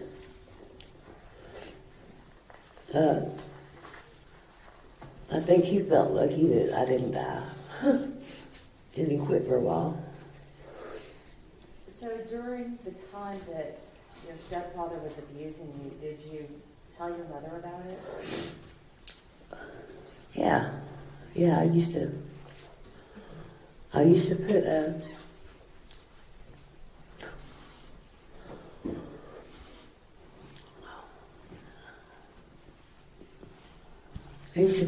like a note on my door, whoever's coming to my room at night, and please stop. Did that person stop? No. No. At any point, were you able to report this abuse to anyone?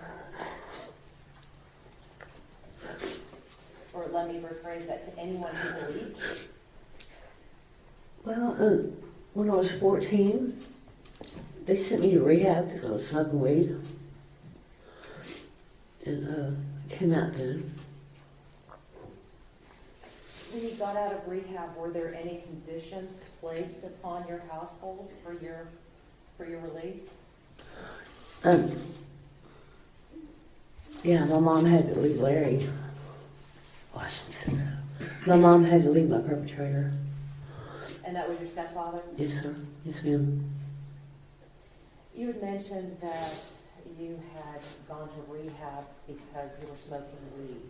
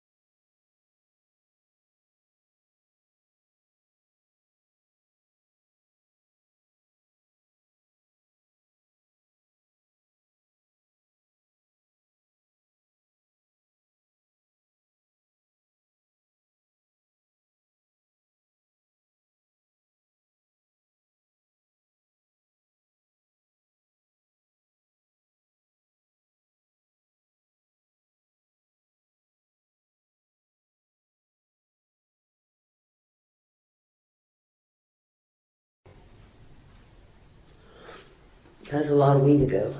I don't remember. I just don't.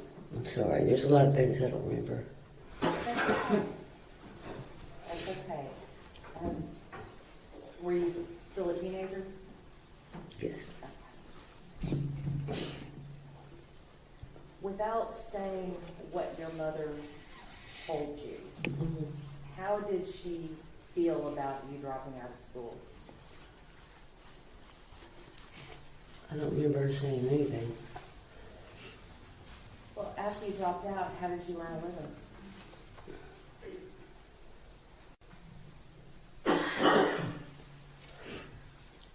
Well, Jack in the Box at first, and then Wendy's, and then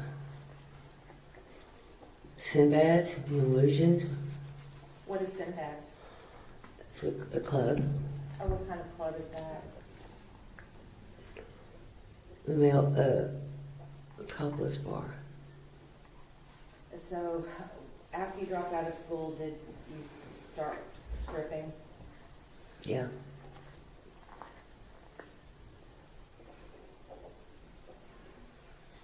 How'd you feel about that?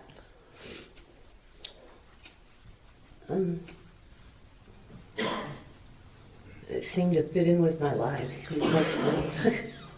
You know? I'm sorry? It seemed to fit in with my life, you know? That's what I think when you're abused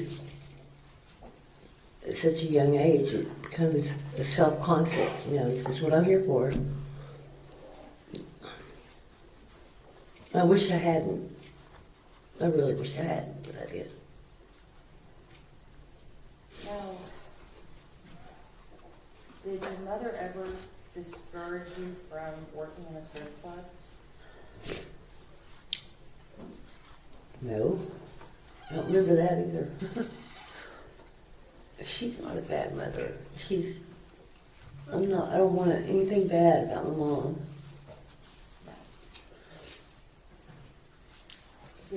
So how long did you work in the strip club? About 12 years. Till I turned 30. So if it was 12 years when you turned 30, you were about 17 or 18 when you started? Yes, ma'am. When you first started working in the clubs, was it easy for you to go up on that stage? Oh, no. No.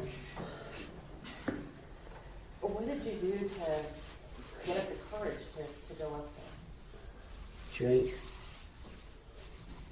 Drink heavily. Or what did you drink? Jack and Coke mostly. At any time did you have to use drugs in order to go up on a stage? Yes. What kind of drugs did you use during that period? Meth. Meth? Mm-hmm.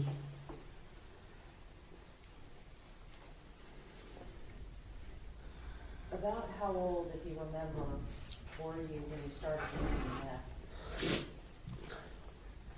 I don't know. At some point, did you start using even heavier drugs than meth? Yes. What drugs did you start using? When was this? Just later on? Yes. I mean, I've done everything. I mean, heroin. Is that your drug of choice? Yes. How long have you been using heroin? It was about 25 years. When you first started using heroin, how did you use it? Was it snorted? Was it? Yeah. Yes. Little pill. I'm sorry? A little pill, snorted. And did you ever start shooting heroin? Yes. When you started using heroin, how did that make you feel when you took it? A lot better. Why do you say that? Because I have a movie that plays in my head every day. Every day, without fail. And it gets rid of it. Excuse me, I'm so sorry. You're fine, Miss Warner, you're fine.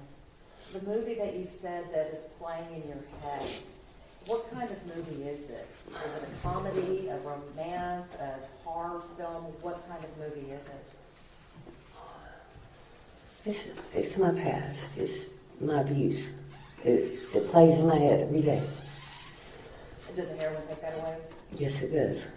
Is that why you still use it? I'm on methadone now. You're on methadone now? Yeah. Ms. Horner, I want to talk to you a little bit about your own personal mental health struggles, okay? Okay. Have you ever been diagnosed with a mental illness? Bipolar disorder and schizoaffective. Have you ever been diagnosed with PTSD? Mm-hmm. Yes. Have you ever been diagnosed with ADHD? No. When did you start having mental health issues? I wasn't even aware I had them until they told me I did. Who was they? The doctors, Why did you go see doctors? because I was at my wit's end. I wanted to die Why did you want to die? because I can't do nothing right. Ms. Horner, when you went to see the doctors and they diagnosed you with bipolar and schizoaffective, were you also prescribed any medications? Of course. Did they help? They seem to for a while, but I don't believe in medicine like that. Did the medications... Well, let me ask it this way. For you, and in your opinion, which helped you more? The medications that the doctors prescribed or the drugs that you were taking?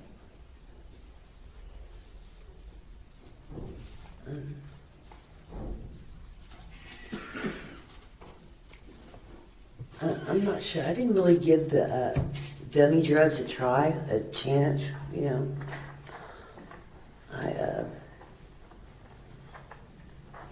I really didn't. I didn't give it a chance. Well, Ms. Horner, you had stated that you felt that you were at your wit's end and that you couldn't do anything right. Did you ever attempt to take your own life? Yes, How did you do that? with heroin. Was it an intentional overdose? Yeah. Yes. And what happened after you had this overdose?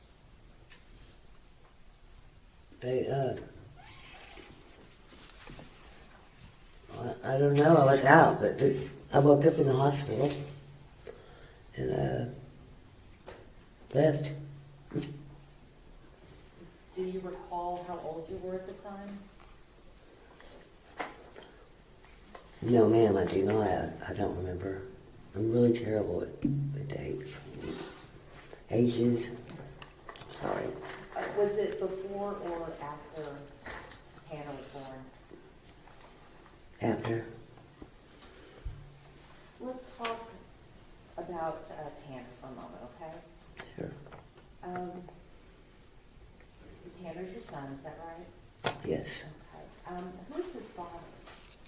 Terry Horner. Was Terry Horner your husband as well? Yes, he was. Now, Ms. Horner, how did you two meet? In the bar I was working at, Sinbad at the time.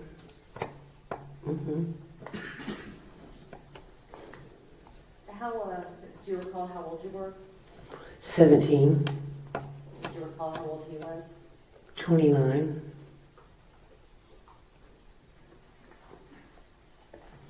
Tell the jury about the night that you and Terry met. What was that like?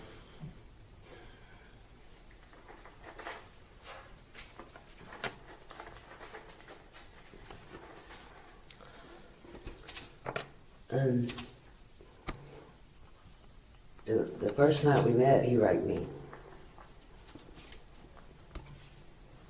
There.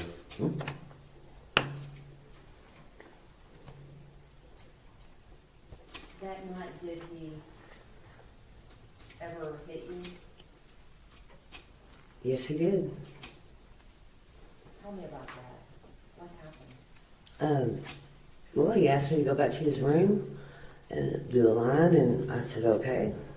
And I went, and he was trying to feel me up. I said, no.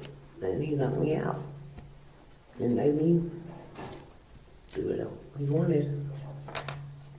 Now, in spite of the beating and the rape, did you still continue to see Terry?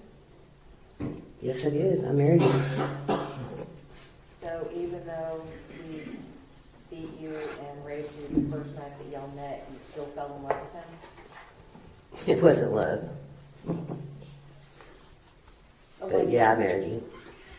Well, why do you say it wasn't love? I mean, it goes back to what I thought I was about.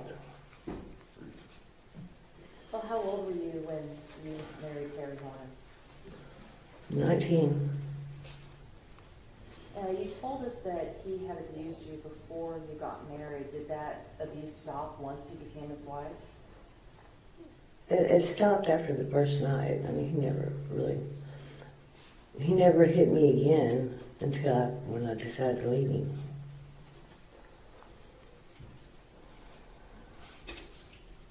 When you and Terry were married, did you ever do drugs together? Oh yeah, At what time? meth. And how often would y'all do drugs? Not much, not too many times. We got rent to pay. Did you and Terry ever separate?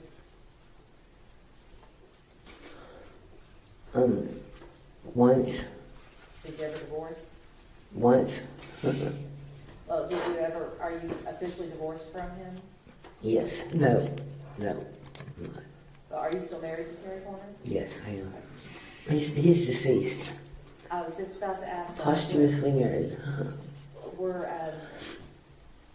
What happened to Terry? He got killed by a lady on a motorcycle. When did that happen? 2 years ago? Did that happen while Tanner was still in jail? Yes. I want to talk to you a little bit about your life before Terry and before your pregnancy with Tanner. Had you been pregnant before your pregnancy with Tanner? Mm-mm. Had you ever been pregnant? Was Tanner your first pregnancy? No, he wasn't. How many times before had you been pregnant?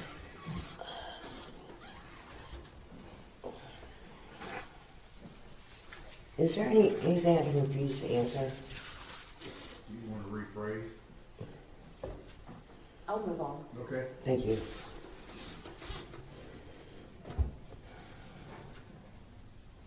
Let's talk about your pregnancy with Tanner, okay? Okay. Thank you. When you became pregnant with Tanner, were you still dancing? Yes, I was. And when you became pregnant with Tanner, were you still drinking alcohol? Till I found out I was pregnant. How far? But by that time, I was already like 8.5 weeks. So you didn't find out you were pregnant until about 8.5 weeks in? Yes, ma'am. And during that 8.5 weeks, you drank on a regular basis? Yes, I was. How often would you drink? I drank pretty heavily. Enough to get cirrhosis. You currently have cirrhosis? Yes, I do. Once you learned that you were pregnant, did you stop drinking?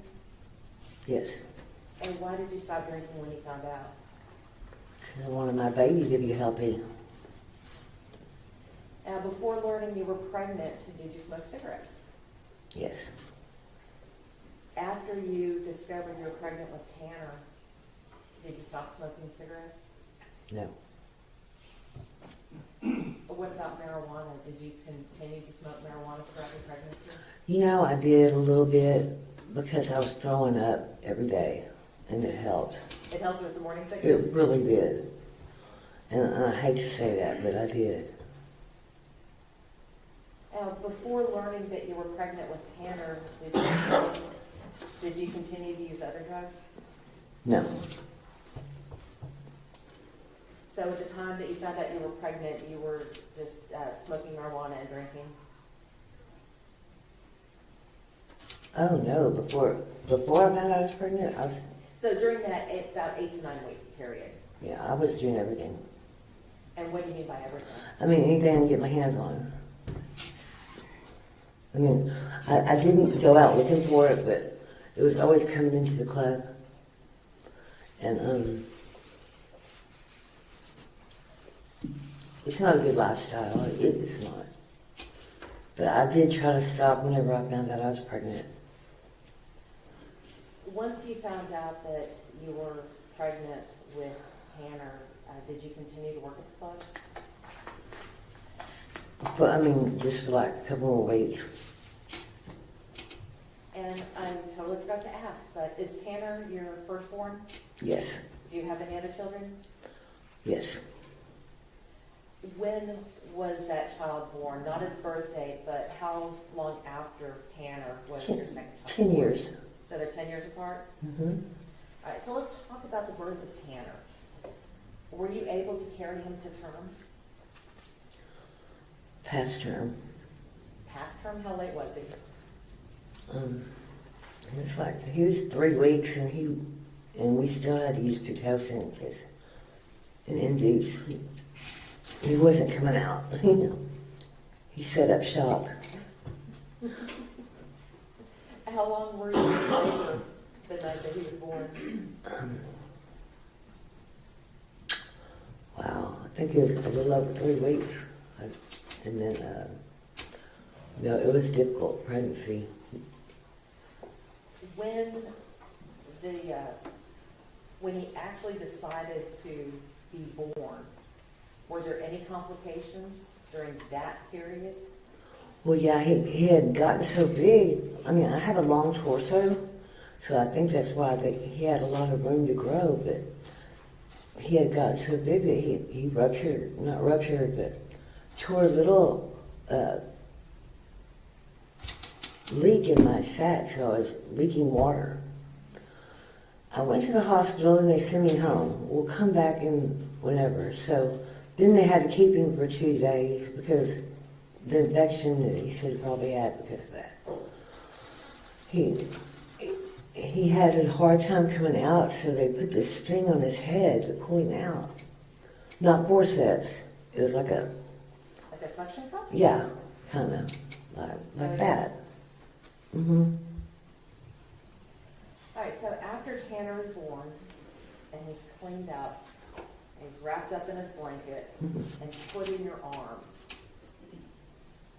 what were your first thoughts when you looked down into his face? He looks like his dad. Yeah. Were you happy to be a mom? Yeah.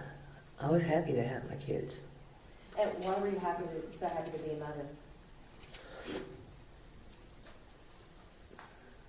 It just changed everything from, wasn't about just me anymore.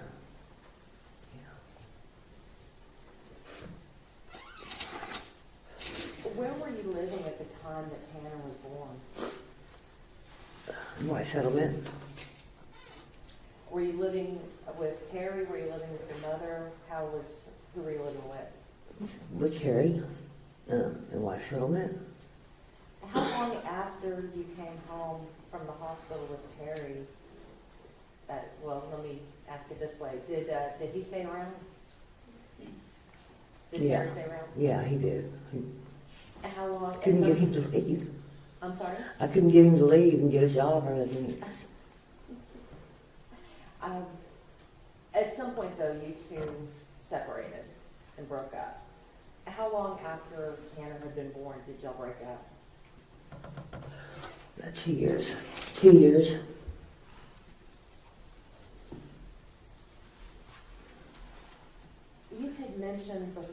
told the jury that before you had found out that you were pregnant, you were doing drugs, but then had quit the drugs when you found out you were pregnant. After Tanner was born, were you able to stay sober? I've never been able to stay sober. I mean, it's just the truth. Oh, how old was Tanner when you started using again?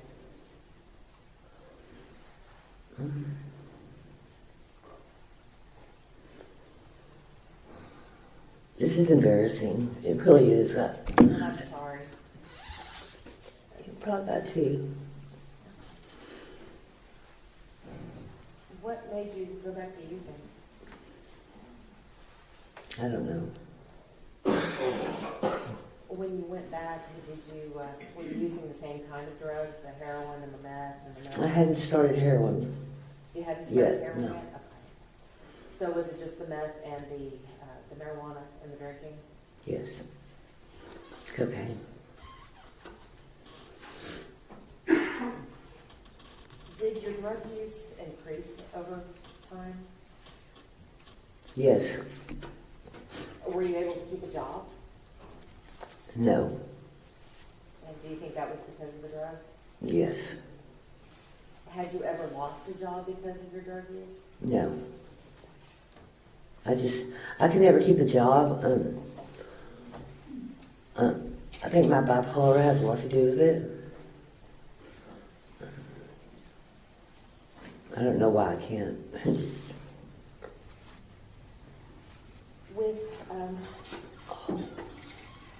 You had mentioned that you had gone back to using drugs when Tanner was 2 years old.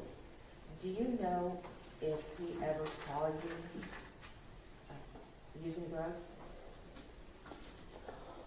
Yeah, he did. Tell me about that. It was sad. I nodded out one time on the toilet. I was just like, I wasn't using the bathroom or anything. I had done what I was doing, and I just nodded out. And Tanner came in. He was just a little guy, and he thought I was dead. He went in there and he told Mom, Mama's dead, and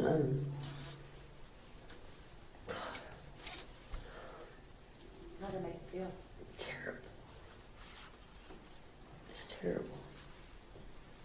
Do you think your drug use at that time affected your ability to be a mother to Tanner? There were several times when I knew I was out of control. Have you ever been arrested because of your drug use? Yes. What were you arrested for? Drugs, prostitution. There's about no violent crimes. But I've never victimized anybody. You mentioned that you were arrested for prostitution. How many times have you been arrested for that? I don't remember. Quite a few. Did you ever go to prison behind any of the drug charges? Yes, I did. Before going to prison, were you offered the ability to do any sort of rehab? Yeah, Judge, I went to Azle and Judge Carr put me in the Green Light Ministries. I piloted that program, actually. I'm sorry? I piloted that program. It was for women with mental health issues that want to get out of that way of life. So tell me more about that. What was Green Light about? What was it like? It gave you a foothold and tried to get you started on a clean life. It was really a good program. Did you complete the program? No, I fell in love again and I quit. While you were at the program, was that an inpatient or an outpatient? It was residential. Mm-hmm.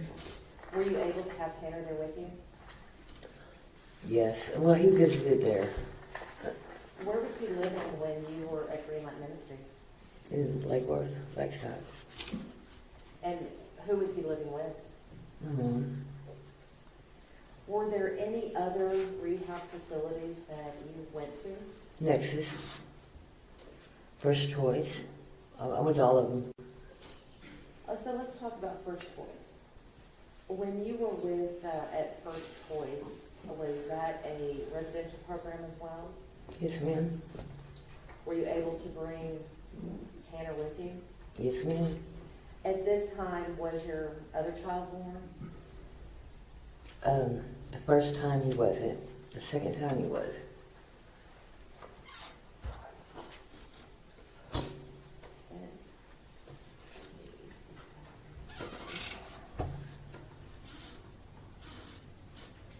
I want to show you what has been admitted as Defense Exhibit 56.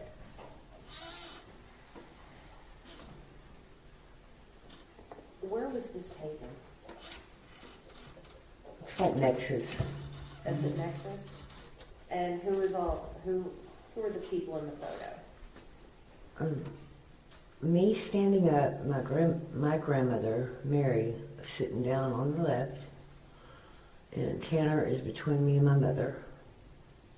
And so that's your mother on the right? Right. Jackie.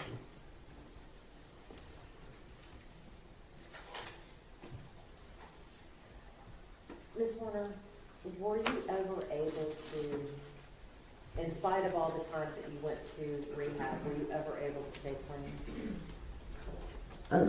Sporadic times. Yeah.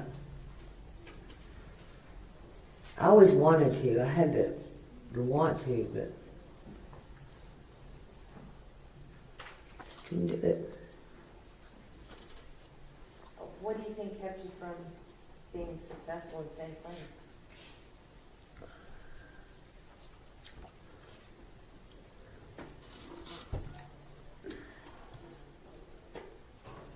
I'm hard-headed, and I really am. And I don't take suggestions like I should.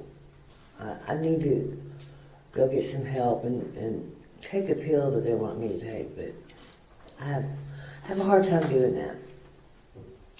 Yeah. When you were at these rehab facilities, you had said that Tanner stayed with your mother. Some of them. Sometimes he went with me. How was your mom as a grandmother?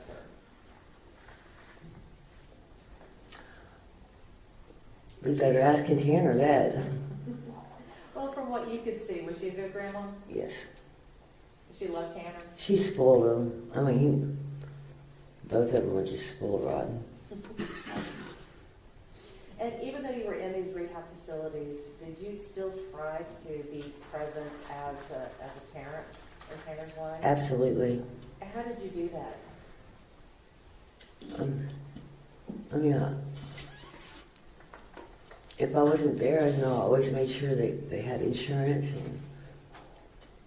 and, had stuff. I always wanted them to be taken care of because, I wasn't taken care of as a child very well. And always, where I wasn't, I always wanted them to be. And that was with your mom? She was just really young. So for the times that you were able to spend with Tanner and your other son, and when you were able to stay clean, did you enjoy being a mom? Yeah, absolutely. What was your favorite part about being a mother? Like going to the park with my kids and hacky sack and frisbee. Melissa, Ms. Horner, I'm sorry. I want to show you what has been offered as Defense Exhibit 57. Who is this? It's me and Tanner. Do you know how old he was in this picture? One or two. Let's look defense exhibit number 58. Who is that? That's Tanner, Do you know how old he is in this picture? about 3.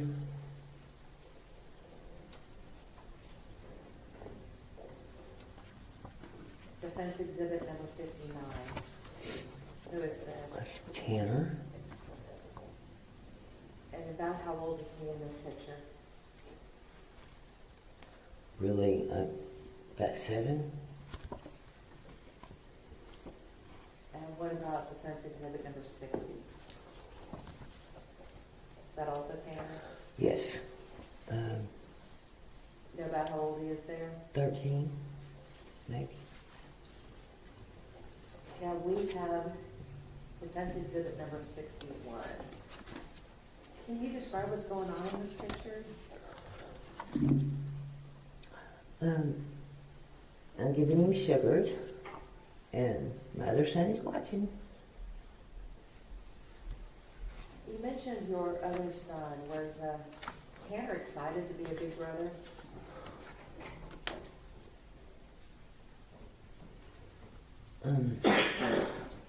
Was Tanner? Yeah. I don't know. I think he was a little jealous, actually.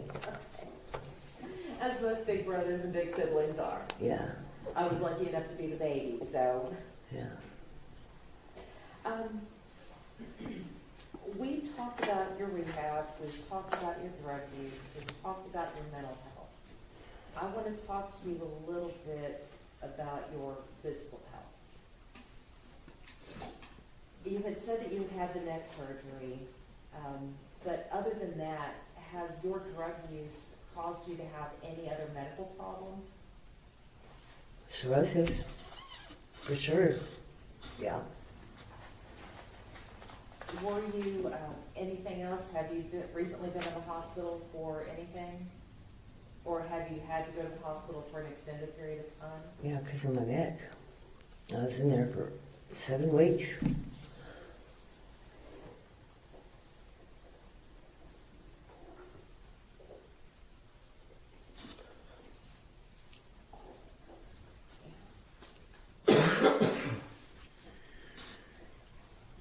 Because of the drug use, have you had to go to the hospital over the years to be treated for things?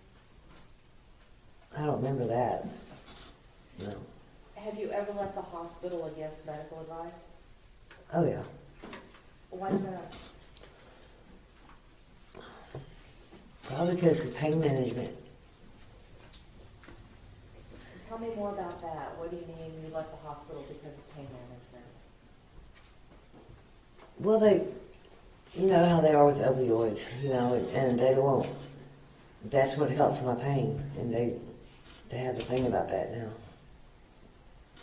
When you left the hospital against medical advice, was it to go get opioids? Yes.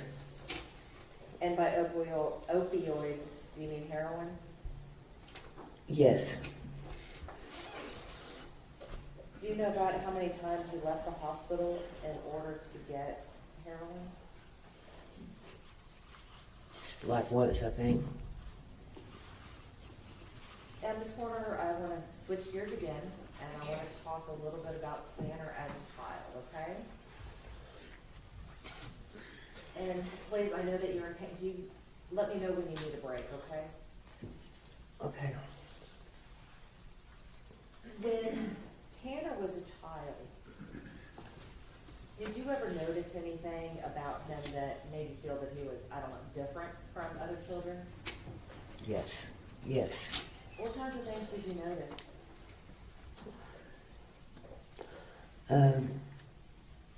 He didn't get along with, he wanted to get along with people, but they just weren't interested in having conversations with him.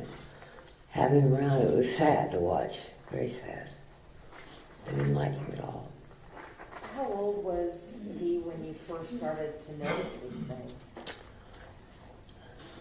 Probably when he started school. Did any of this cause you any concern? Oh, so sad to watch. What types of things did you see? I mean, he wouldn't say things like they did. He didn't talk the way they did. And it isn't like I could hear what they're saying, but you can tell by looking at their faces, they're like, I mean, he didn't know how to talk to them the way. Did you see him having this trouble with other Yes. people? How did it make you feel when you saw your son having such difficulty interacting with children his own age? I wanted to go get him help, see what's wrong. Did you go get him help? Yes, I did. What did you do? I took him over here to the Child Study Center, and I think they rigorously tested him for about 6 weeks, I think. And After they tested him, were they able to come up with a diagnosis? Asperger's syndrome. Did he have any other medical diagnoses during his childhood? Well, they would call it, they kept telling me it was ADHD, but it wasn't. They're always trying to treat him for something he didn't have. And the medicine would always change him and make him something he wasn't. With the diagnoses that he received, did you try to get Tanner services? Yeah. What kind of services did you try to get him? Well, because he was struggling in school, and I didn't want him to leave like I did. And I would go to our meetings, and we set up a classroom, the classroom to where it was more of a learning experience for him. Were you able to get him any Social Security benefits? Yes. Your Honor, may we approach? Yes.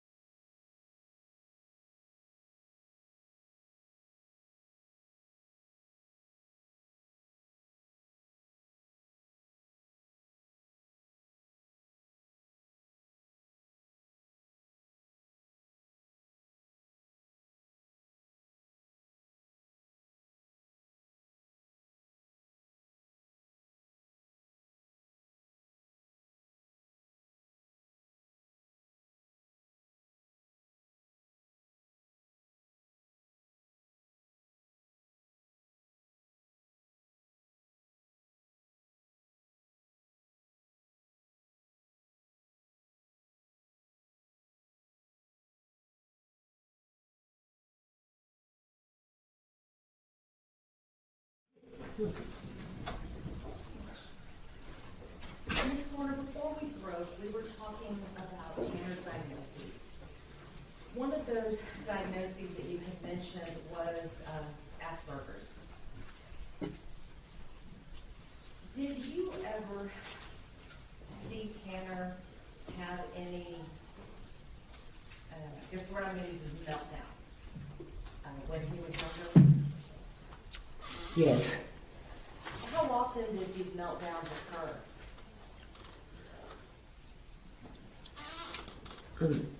It would depend on whether he could get his point across. Mm-hmm. He was having trouble communicating. Were the meltdowns his way of communicating? No, when he couldn't communicate. It was just my personal feeling. When he was having trouble communicating, he would melt down.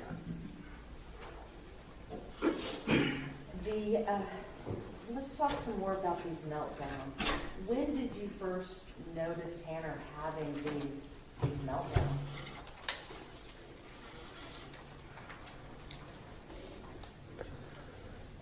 Well, I thought they were temper tantrums first, but it got so much more violent. He would like punch himself in the head real hard. Well, you said he punched himself in the head. Do you know if he ever punched himself out or lost consciousness because of that? Seems like he would, but no, he didn't. Okay. When he had these meltdowns, you said that you felt that it was his frustration with not being able to communicate. When he had the meltdowns and got angry, did he direct the anger towards anyone else, or was it always directed at himself?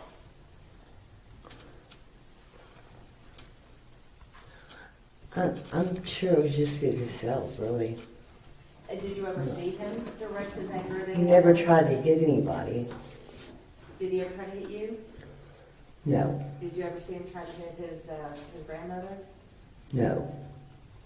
Did you ever see him hit a wall? Yeah, What would he hit the wall with? his fist. Would he ever break things? Yes.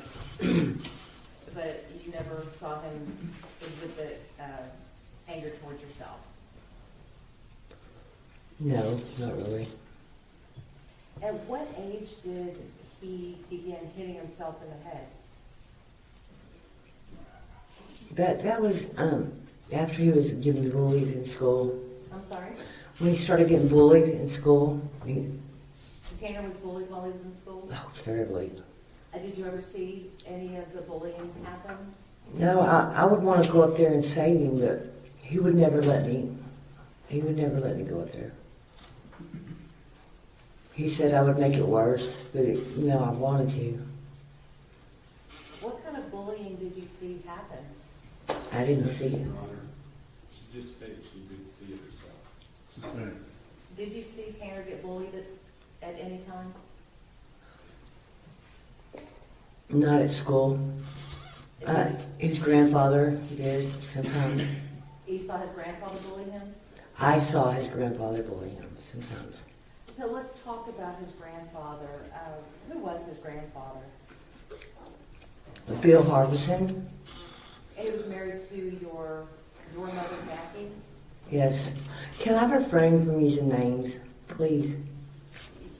How about we call him grandfather? Okay. Is that okay? Yes. Okay.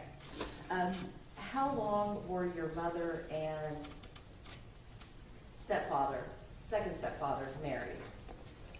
30 years. At any time did you and Tanner live with them? The majority. Or when you say the majority, what do you mean by the majority? The majority of Tanner's life. The majority of Tanner's life? Yes. How did you, or why did you move in with your mother and stepfather? When I left Terry, I was scared Why were you scared?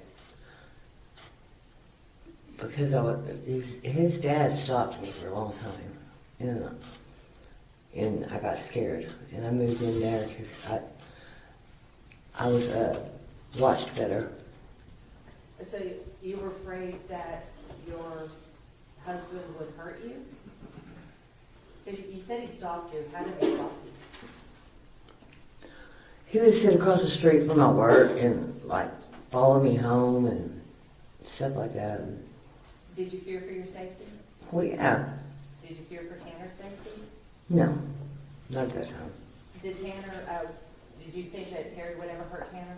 No, Was he a good father? he loved his dad. His dad loved him.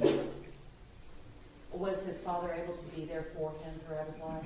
Sometimes, When Terry wasn't able to be there for Tanner, typically where was he? I don't know. Do you know if he ever went to prison?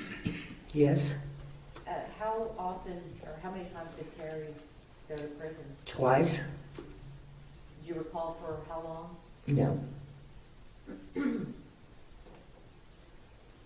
When you went to go live with your mother and your stepfather, you brought Tanner with you, is that right?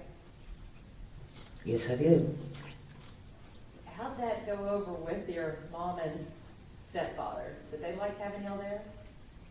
Yeah, they did, actually. Did you have a good relationship with your mother at the time?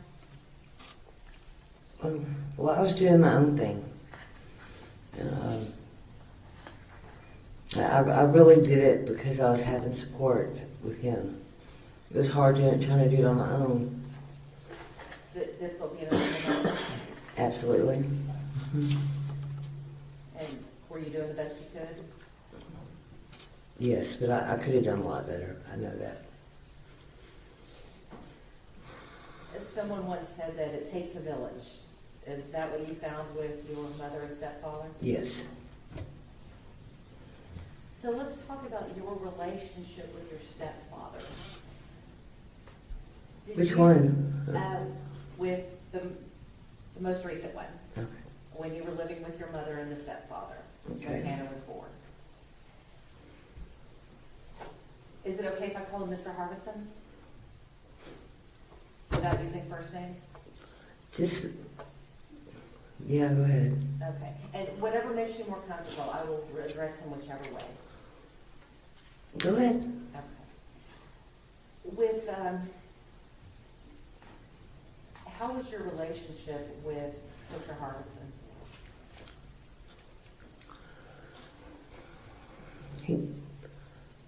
He was, well, he was a Vietnam veteran. He was very gung-ho and he very disciplined, and I wasn't. How old were you at the time that you moved in? Well, when him and my mom got together, at first I was 17. And then when you moved back in with Tanner, how old were you? Probably about 20, 21. Did you and your mother's husband ever get into any arguments? Oh yeah, it was a lot of them. Did any of them ever happen in front of Tanner? Yeah, several. Now, when we're talking about arguments, are we talking about disagreements or full-on yelling matches? I mean, we would yell, but I'm not proud of anything I did. I'm not. I wear my shame like a badge now. Well, did any of the arguments that you had with your mother's husband, did they ever turn physical? Yes. Yeah, he did. He ripped my other son out of my arms one time, and I couldn't believe he did that. How old was he at the time? Me? Your son, when that happened? The other one? Yes. I think he was like 3 or 4 when that happened. Did any of these physical fights ever happen in front of Tanner? Yeah, I mean, one time, well, just that one, I think, Tanner had already grown up, and You know, I've never really had anybody take up for me before, you know. And Tanner's a pretty big guy, you know. Then he was growing, and Bill tackled me in the front yard. And he started to put his fingers in my eyes like that because he was mad at me. And he wasn't going to do that. All of a sudden, I feel, Bill is pretty stout, and I feel you just get lifted off of me. I looked up at Tanner and picked him up and picked him off of me. I was like, wow. I have somebody taking up for me, but yeah, that's something Tanner shouldn't have seen as a child either. But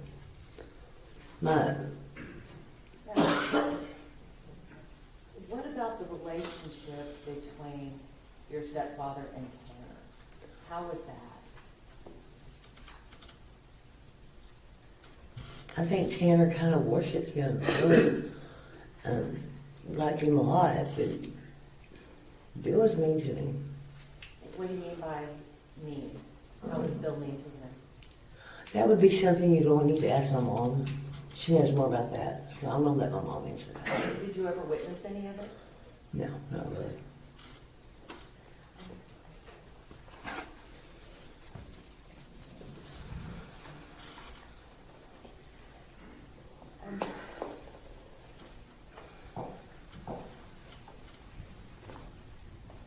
Melissa, are you a grandmother? Yes, I am. How many grandchildren do you have? Just one. And who is that? Well, we're not going to say names. Yeah, please. Huh? Is it a granddaughter or a grandson? Grandson? How old's your grandson? Almost 4. Where's 4? Who is the father of your grandson? Tanner. Were you around when Tanner learned that he was going to be a father? Yes. How did he react when he learned that he was going to be a dad? He was very excited. And were you around when your grandson was born? Yeah, I was around. How did Tanner react when his son was born? He's just happy. I mean, everybody is. Their babies are born. Based on your observations of Tanner and his son, did he look like he enjoyed being a father? He was a new father, you know, he'd never had a kid before, so he was scared. It scared him, you know. He was scared. What do you mean by scared? Like one day he goes, Mama, please come I need you to take the baby for a little bit. He was scared, I think, of hurting the baby.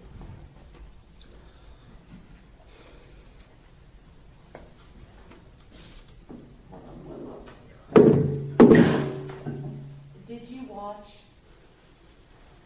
Tanner and your grandson together often? No, I didn't get to see him very much because all this happened. Were there times when you did get to spend with your grandson?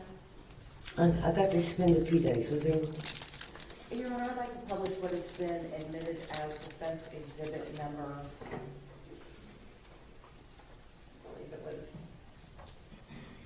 58? 54, I'm sorry. Defense exhibit number 54. All right.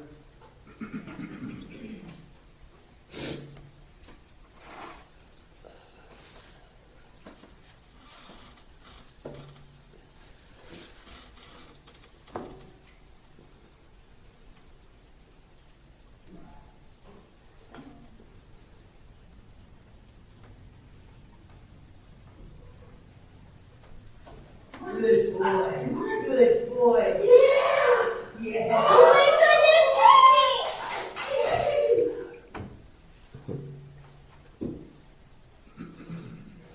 Melissa, what did we just see a picture or a video of? His first steps. Was that that you also in the video? Yes. I think Cassie was taking the picture. Who is Cassie?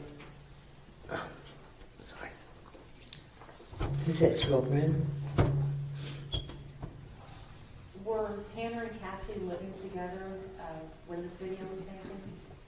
Yes. At any time did Tanner and Cassie live in the same house with you, or at the same residence as you and your mom? Behind the residence. Yes. Did you have the opportunity to observe their relationship? Not really. No. He was working most of the time. And she had the baby, or the mom did. Now, leading up to November the 30th of 2022, do you know whether Cassie and Tanner had been having any problems in the relationship? Oh yeah, Tanner, before that, not long before that, actually, Tanner came up to me almost in tears. He said, "Mom, I don't know what to do. She's spending my money faster than I can make it." Without going into what Tanner may have said, did he have other concerns about their relationship?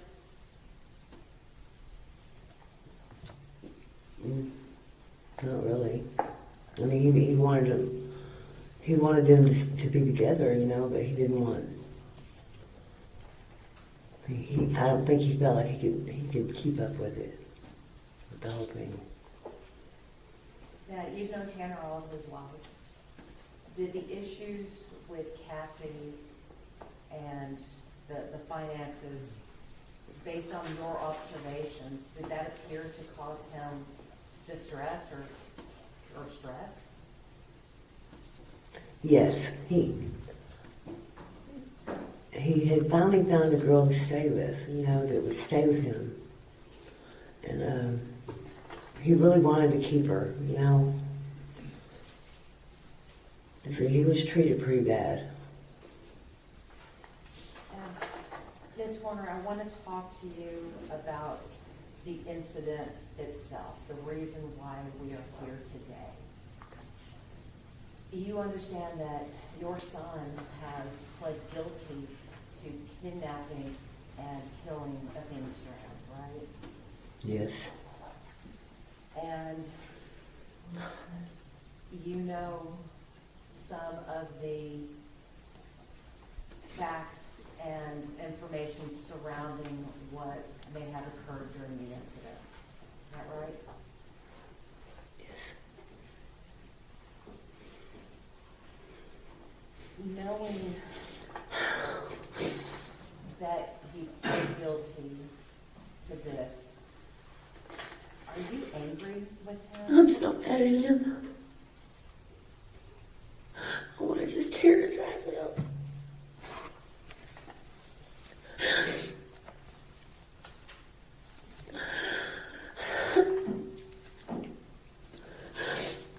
And It's just a baby.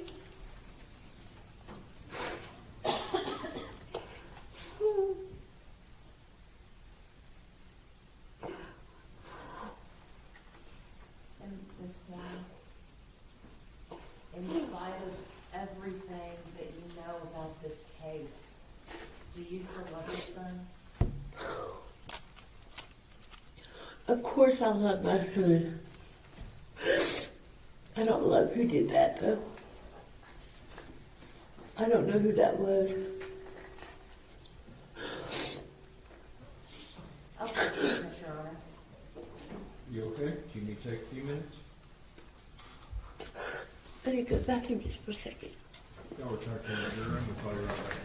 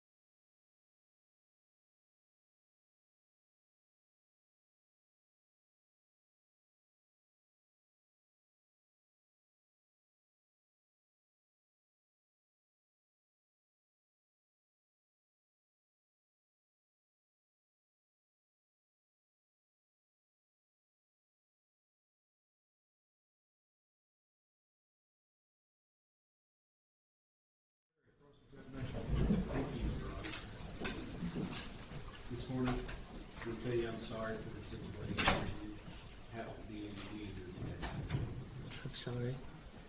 I'm so sorry. Back in February of last 2025, you were in the hospital, correct? Yes, it was. And at that time, did Ms. Anderson, the defense attorney, and myself do what's called a deposition, where we ask you some questions, kind of like we're doing here in court today? Yes, Okay, you remember that, right? yes. And so I just want to say, I kind of know you a little bit more than just from what you've said here today, because we spent several hours talking at that time, correct? Yes. So I'm going to kind of try to just quickly go through a few things. You had a difficult childhood that you described for the jury here. And there came a point where you needed a place to go, right? Yes. When you separated from Terry. Yes. And where did you go? To my mom's. And that was home for you, correct? Yeah.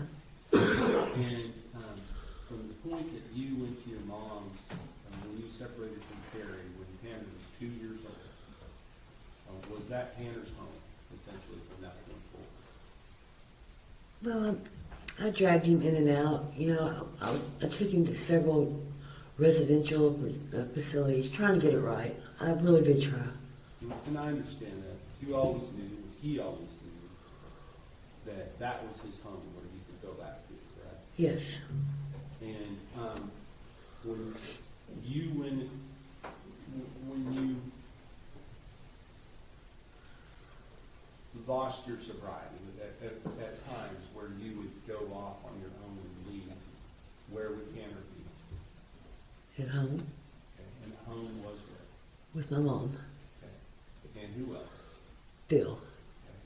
Okay. And did Tanner have a name for your mom and for Bill? Mimi and Papa. And when we talked before in February of 2025, you said that Papa was a good Papa to you. Yeah. Tell us what kind of things made him a good Papa. Well, he showed discipline, took him fishing. Did you teach him how to do things? As far as I know, yeah. Mow the lawn, things like that? Yeah.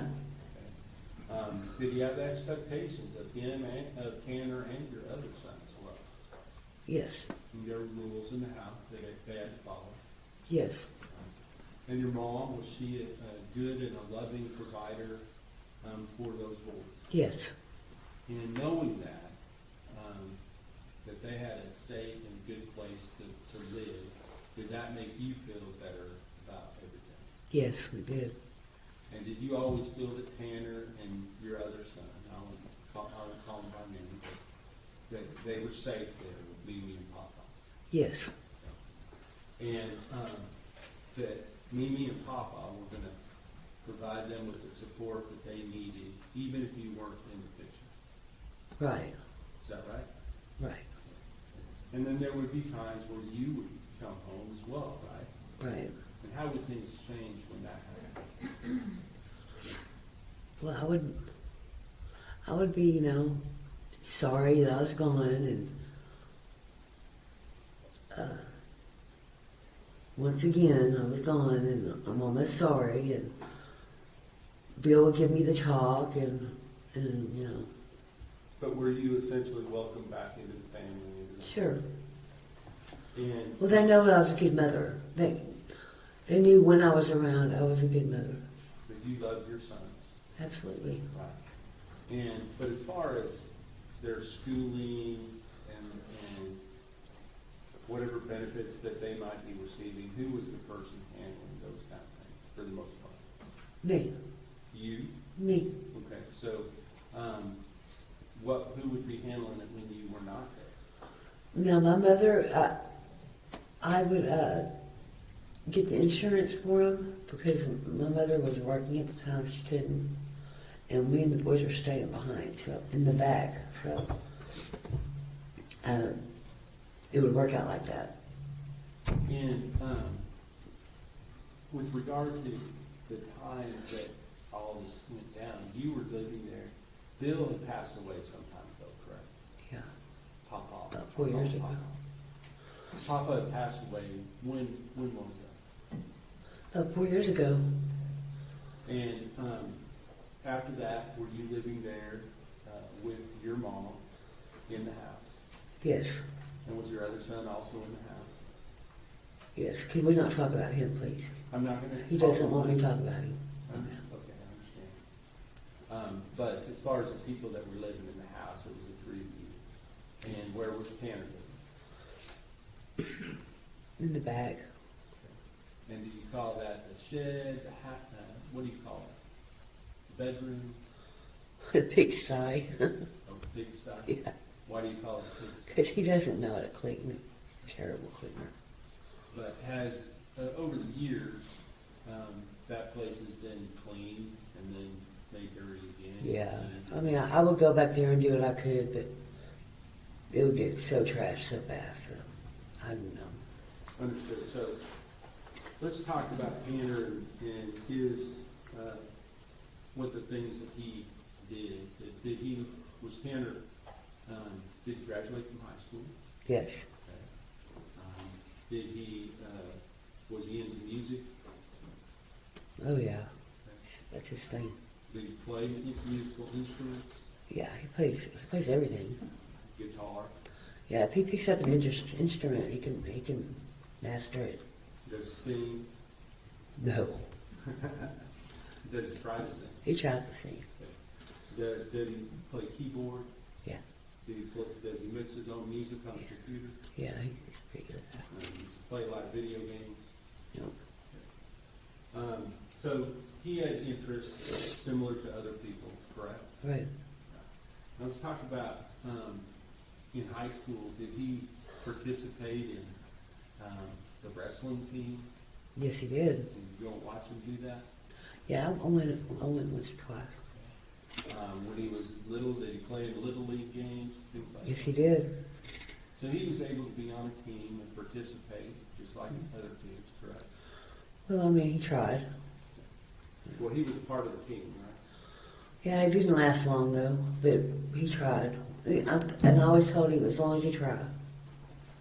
And when they did the practice for the bands, did they do it often at your house or back at Tanner's room behind the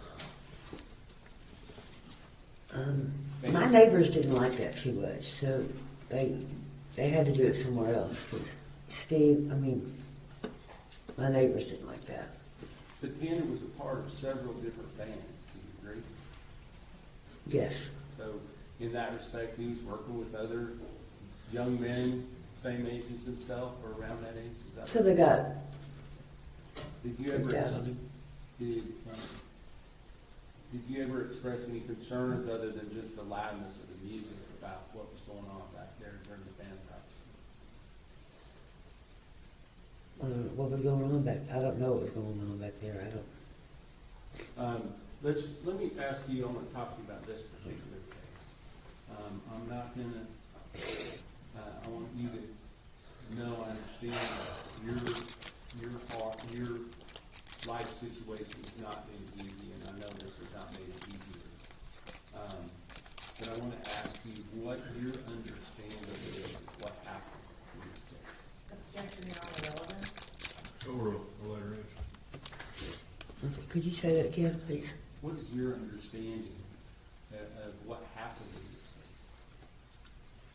case? At first or after? Right now?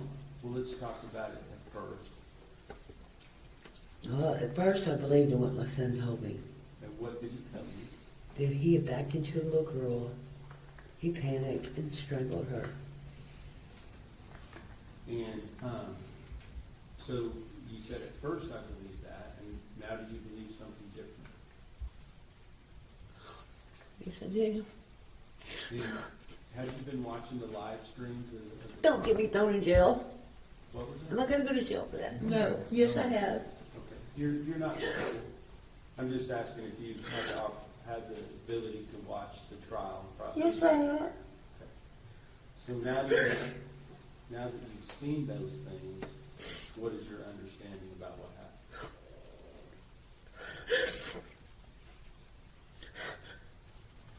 I don't know what to say.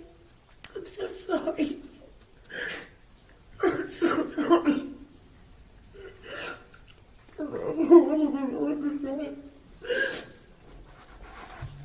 I'll pass it. Read it. I'm sorry. Hang on. Read it. You're on our nothing further. This will just be excused. No, Judge. Hang on. You don't have to keep excusing. I need to go to the hospital, so can we finish? We're done. We're done. We're done with you. Okay, thank you. Okay.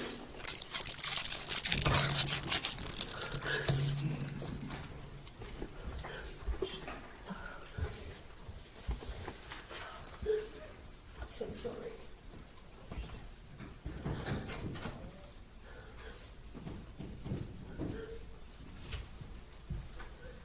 Who do you have next? We have, Donnie. Okay. I think the next, is she back here or out there? I believe she is in the back. I will check. Yes, I think it was Donnie.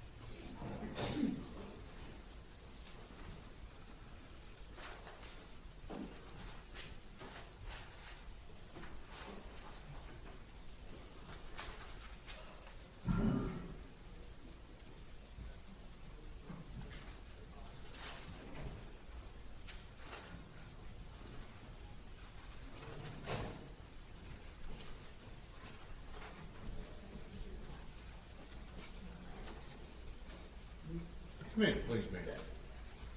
Good afternoon. Oh, okay.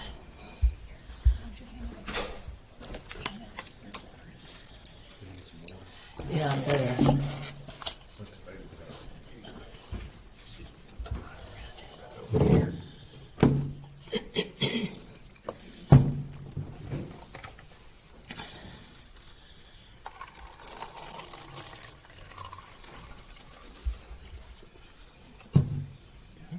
Okay, raise your right hand.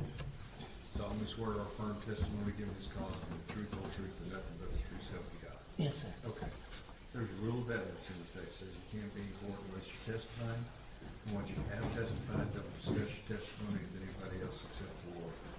Okay? If you would tell the court reporter your first name and spell it for me. Dottie. Ms. Anderson.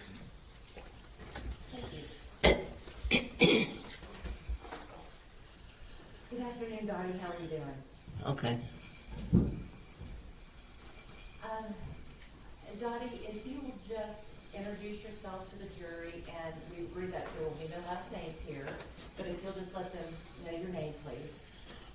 Dottie. And Dottie, how are you related to Tanner Horner? It's my brother's son's son, so that would be my brother's grandson. Does that make you his great aunt? Yeah, I'm his great aunt.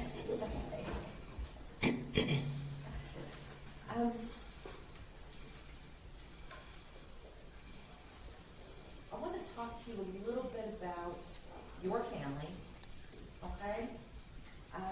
You said that Tanner is your brother's grandson. Who was your brother? Elmer Horner.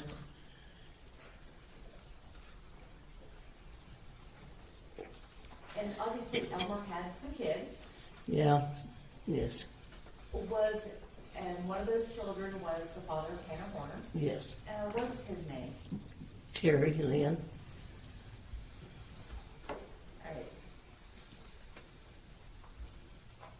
want to talk a little bit about Terry. Now, you said that Terry is your nephew? Yes, Okay, and his parents were Elmer Horner, and who was his mother? Shirley. Shirley, okay. No, Janet. Janet, okay. So let's talk a little bit about Elmer and Janet. Did Elmer and Janet stay married? His sister was 9 months old when they got separated. When they divorced, where did Terry go? Terry was pushed here, yonder, and yay. He had no home. He had no home? So did he, after the divorce, who did he go live with? To start with, my mother, she had all 3 of them. I took one of the girls. My mother kept the 9-month-old baby, and Terry went with my other sister for a little while, and he ended up in Ohio with his daddy and stepmother for a short period.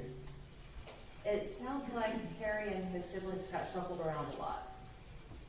Well, Terry was the only one that really got shuffled because I kept Shauna, his sister, for years and sent her to school with my oldest daughter. Now, Dottie, based upon what you observed from of Terry's childhood, did he appear to have a very stable one? Not hardly, And why do you say that? because he never had a home. At one time after he got grown, he was living in his sister's backyard in a building, storage building. Do you know if he ever had instances where he was homeless? Oh, yeah. But I don't, I couldn't take him in at that time because of the drugs. I didn't trust, Tell me more about that. What about the drugs? I just know he was on drugs and ended up in prison several times. And that was what it was about, was the drugs. Before Terry went to prison, do you know if he had any kids? I think he had several, and I never really got to meet them all. I'd see 1 or 2 here or there, but everybody, it was a big joke in the family of how many kids Terry had. And as we know, Tanner Horner was one of Terry's children, right? Mm-hmm. How old was, do you recall how old Tanner was when Terry went to prison? I really don't remember how old he was. I know he was just a baby, and I don't remember how many years because Terry was in prison several times for drugs, and the last time I know Tanner was 4 or 5 years old when he got out. Well, let's talk about when Terry got out of prison. When Terry got out of prison, where did he go live? My mother's, And what is your mother's first name? Ethel. So when Terry was released, he went to live with Ethel. Was there anyone else living with her at the time? No, just Was there anyone else that was taking care of her at the time? she had home health aid, and my daughter would go and take care of her too. Did you ever go and spend time with your mom? Oh yes, every day nearly. When did you have the opportunity to interact and get to know Terry at all when he was living with your mother? Oh yeah. Uh-huh. When Terry was living with your mother, did Tanner ever come visit? Every weekend. Every weekend. How was that? Was Terry happy to have him over there? Oh yes, he was very happy. Tanner was, he was running around and up and down and everything, into everything. Well, how would your mother? My mother didn't want me saying nothing to him because I was wanting, calm down. Oh, we're talking about Tanner, not Tanner, yeah. Well, Johnny, let me ask you: did your mom like having her son and Her grandson, yes. and great grandson over there? Oh yes. So let's talk about some of these visits. You said that Tanner was into everything. What did that look like around the house? He was a ringtail tutor, into everything, jumping up and down on beds, and I couldn't stand it. My mother wanted me to just be quiet. He's just here on weekends. You know, she didn't want me saying nothing to him. Do you know or recall how old Tanner was when he would come over? I really can't remember. I know he was 4 or 5 years old. He was just a little thing. And at that time, he was just a whirling dervish, Yeah, or I think Tasmanian devil. How's that? yeah, something.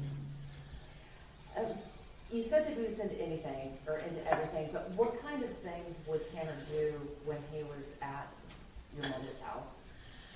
I wasn't there all the time, but when I was there, he was just, you know, he'd run and jump and get into this and a normal, but the jumping up and down, and he would ignore it. You know, Terry would try to say something to him.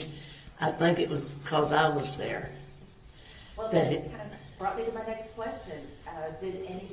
Was anybody able to control his behavior? Not that I seen. So did he listen to Terry? Did he want? Did he listen to Terry? Did he mind him? Well, at that time, I felt like he wasn't. He did stop doing things, but he's going right back into it. Would he mind your mother? Mother didn't get on to him when I was there. I think because she wanted me to keep quiet with him. Did he mind you when you tried to talk to him? He would look at me, and, you know, he was kind of scared because I wasn't there all the time. I'd just come by for an hour or two when I got off work. How long did Terry stay with your mother? I'm not for sure. He would probably still been there but the apartment house she lived in, they had to put her in a hotel because they had to jackhammer her floor up for plumbing problems. And I think he went then to stay with his cousin, Bert. I can't remember. I think they're cousins. Yeah, they're cousins. It sounds to me like Terry and Ethel had a very good relationship. Oh, my mother wrote him every day he was in prison, every day. She loved her kids, grandkids, and great-grandkids. And how long did these visits with between Terry and Tanner last? I mean, for not how long was each visit, but did he come and stay with Terry every weekend? Every weekend. He was coming every weekend. Did those visits ever stop? Yeah. Oh, I'm so sorry. All right, you're all right, just let it flow. I just don't know how to shut it off.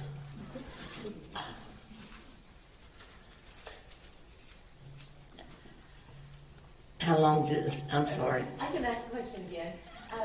How long did Terry live with Ethel? I'm not for sure how long, but as long as, you know, she was there. And I guess then is when Bert said he could come out there. And did Tanner go every weekend that he lived with Ethel? Oh, yeah. Mhm. Did the visits between Terry and Tanner ever stop? Not while he lived there. Well, one weekend, yes, because the mother wouldn't. We understood it was, she wanted Terry to go with her to buy drugs, and he didn't want to, and they got into a big deal, and she wouldn't let him have him for a week or so.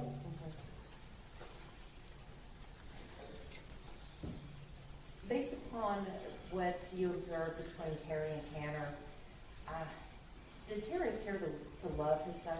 Oh, yes, yes. I know that he did. He really did. What makes you say that? Because of the way he acted with him.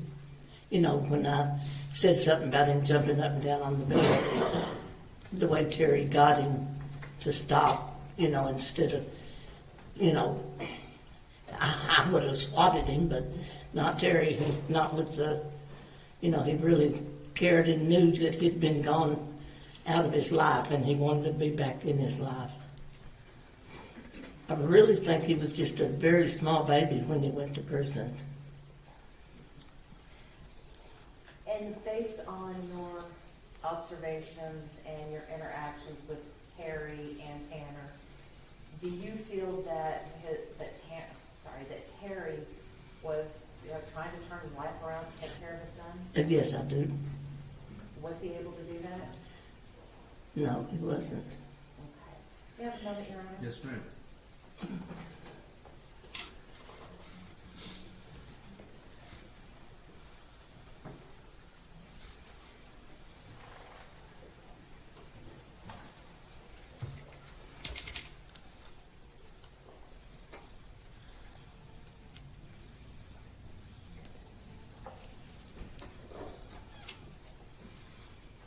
I have nothing further, Your Honor. Cross-examination. No questions, Your Honor. May this witness be excused subject to any potential recall. No objections. No objections, Your Honor. Thank you, ma'am.